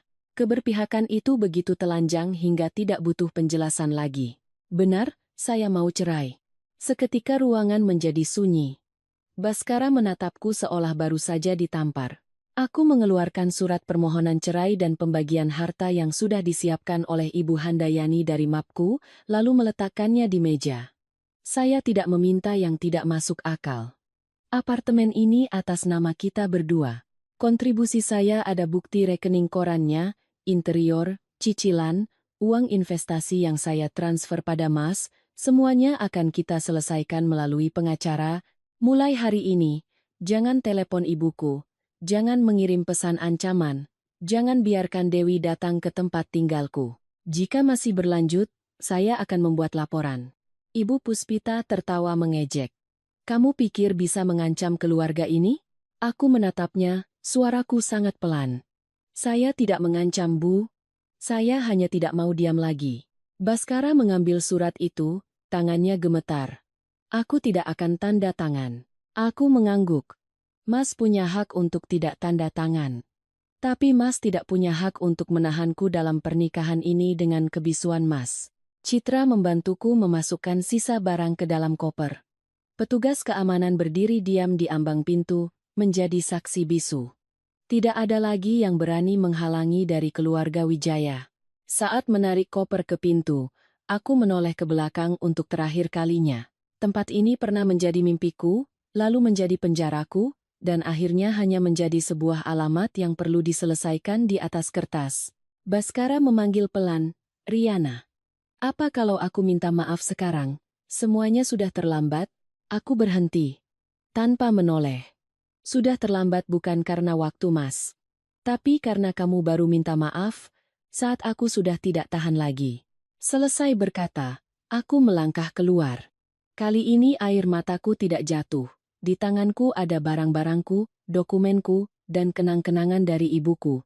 Dan di dalam hatiku, untuk pertama kalinya setelah sekian lama, tidak lagi terasa kosong. Sakit, tapi bersih. Meninggalkan apartemen itu, aku tidak menoleh lagi. Citra membantuku menarik satu sisi koper, sementara aku memeluk erat kotak perhiasan ibuku, seolah memeluk satu-satunya bagian diriku yang masih utuh. Sesampainya di lobi, angin dari pintu kaca meniupku hingga aku sedikit menggigil. Kota masih ramai, orang-orang masih berlalu lalang. Tapi di dalam diriku, ada sebuah keheningan yang dalam. Aku tidak merasa menang. Aku hanya merasa, setelah berhari-hari didorong ke sana kemari, akhirnya aku bisa berdiri di atas kakiku sendiri. Sesampainya di apartemen sewa, aku membuka kotak beludru merah itu. Kalung emas kecil terbaring di telapak tanganku. Aku teringat hari pernikahanku. Ibu dengan tangan gemetar memakaikannya padaku sambil berkata, "Ini tidak seberapa nilainya, Nak, tapi ini hasil tabungan ibu. Bawalah, biar ada rasa ibu di dekatmu." Waktu itu aku hanya tersenyum, tidak menyangka suatu hari kalung kecil inilah yang akan mengingatkanku betapa aku pernah dicintai dengan tulus, dan betapa aku tidak seharusnya membiarkan siapapun menginjak-injak cinta itu. Aku menelepon ibu, memberitahunya bahwa aku sudah berhasil mengambil barang-barangku. Ibu terdiam sejenak, lalu bertanya, "Apa dia mempersulitmu?" "Iya, Bu. Tapi aku tidak takut lagi." Ibu menghela napas sangat pelan. Dalam helaan napas itu, aku bisa merasakan kelegaan sekaligus kepedihan. Baguslah kalau begitu. Hidup perempuan itu yang paling ditakuti bukan kemiskinan, yang paling ditakuti adalah menderita tapi terus berpikir bahwa kita pantas menderita. Kalimat itu menemaniku di hari-hari berikutnya. Ibu Handayani mengirimkan surat resmi kepada Baskara. Semua komunikasi mengenai aset, apartemen, cicilan, dan dana yang pernah kuberikan, diminta untuk dilakukan secara tertulis. Awalnya, Baskara masih terus mencoba meneleponku. Saat aku tidak mengangkat, ia mengirim banyak pesan. Kadang menyalahkan, kadang merendah meminta bertemu, kadang mengungkit masa lalu. "Riana, aku tahu aku salah. Pulanglah, kita mulai lagi dari awal." Aku menatap pesan itu lama, lalu hanya menjawab, "Jika ada yang ingin dibicarakan, silakan melalui pengacara." Ia langsung marah. "Apa kamu setega itu?" Aku tidak membalas. Aku telah belajar bahwa ada pertanyaan yang tidak perlu dijawab, karena penanyanya tidak ingin mengerti. Mereka hanya ingin kita merasa bersalah. Sementara itu, kekacauan mulai terjadi di keluarga Wijaya. Dewi terus-menerus mengirim pesan makian, mengatakan bahwa karena aku, ibunya tidak bisa tidur dan kakaknya tidak fokus bekerja. Ibu Puspita menelepon kerabat di kampung, menangis dan mengatakan aku adalah menantu durhaka yang baru menikah beberapa tahun sudah menuntut harta. Tapi mereka tidak menyangka, kali ini aku bukan lagi orang yang hanya bisa menunduk. Aku tidak membalas di media sosial, tidak berdebat. Aku hanya diam-diam meneruskan semua pesan hinaan, ancaman, dan bukti-bukti itu kepada Ibu Handayani. Seminggu kemudian, Baskara mengajakku bertemu di kantor pengacara. Ia masuk dengan wajah lelah, berewok tipis mulai tumbuh, kemejanya kusut. Melihatnya, aku teringat laki-laki yang pernah berdiri di pelaminan dan berjanji tidak akan membiarkanku menderita. Ternyata janji, jika tidak dipupuk dengan rasa hormat, hanyalah kata-kata indah di hari bahagia. Ibu Handayani meletakkan berkas di meja, suaranya tenang. Semua dana yang ditransfer Ibu Riana kepada Bapak Baskara selama 4 tahun memiliki bukti rekening koran yang lengkap. Apartemen atas nama bersama, cicilan setelah menikah dibayar dari kontribusi kedua belah pihak. Jika tidak bisa mencapai kesepakatan, kami akan menempuh jalur hukum. Baskara menatapku, matanya penuh keputusasaan. "Riana, apa kita harus sebegini perhitungannya seperti orang asing?" Aku menatap lurus padanya. Di hari ibuku berdiri di rumah kita dan dianggap sebagai orang luar, Mas sudah mengubahku menjadi orang asing. Ia menunduk, tangannya di atas meja mengepal hingga buku-buku jarinya memutih. Waktu itu aku emosi, aku tidak berpikir akan jadi seserius ini. "Bukan," Mas berpikir dengan sangat jernih. "Mas hanya tidak berpikir aku akan berani pergi." Ruangan menjadi hening. Untuk pertama kalinya, Baskara tidak membantah. Mungkin ia sadar, kebisuan dan keberpihakannya saat itu, serta sikap ibu dan adiknya, semuanya telah mendorongku keluar dari pernikahan ini sedikit demi sedikit. Bukan hanya karena satu makan malam, bukan hanya karena satu kalimat. Tapi karena berkali-kali aku terluka, dan ia memilih untuk berpihak pada orang yang melukaiku. Setelah pertemuan selesai, ia menungguku di luar koridor. Citra sedang mengambil mobil, Ibu Handayani masih di dalam ruangan. Baskara menatapku dengan tatapan campuran antara penyesalan dan permohonan. Riana, kalau aku datang ke kampung untuk minta maaf pada ibumu, bagaimana? Aku menggeleng. Jangan ganggu ibuku lagi. Permintaan maaf yang terlambat tidak seharusnya memaksa orang yang terluka untuk menerimanya. Ia tercekat. Jadi, kita benar-benar sudah berakhir? Aku melihat keluar jendela. Cahaya sore jatuh di pepohonan, berwarna kuning pucat dan tenang. Dulu aku takut pada jawaban ini, berpikir jika mengucapkannya hatiku akan hancur. Tapi saat membuka mulut, suaraku lebih tenang dari yang kukira. Sudah berakhir, Mas. Sejak hari Mas membiarkan ibuku pulang dengan rasa malu, kita sudah mulai berakhir. Hari ini, aku hanya mengucapkannya. Ia berdiri diam seolah kehilangan semua tenaganya. Aku tidak menunggunya lagi. Aku berjalan menuju lift, hatiku sakit tapi tidak lagi ragu. Di belakangku mungkin ia menyesal.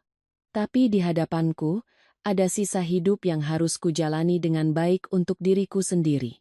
Setelah pertemuan di kantor pengacara, masalah tidak langsung selesai, tapi sudah berjalan di jalur yang bisa kulihat dengan jelas. Baskara masih beberapa kali mengirim pesan, kadang lembut, kadang menyalahkan, kadang diam berhari-hari seolah menungguku luluh.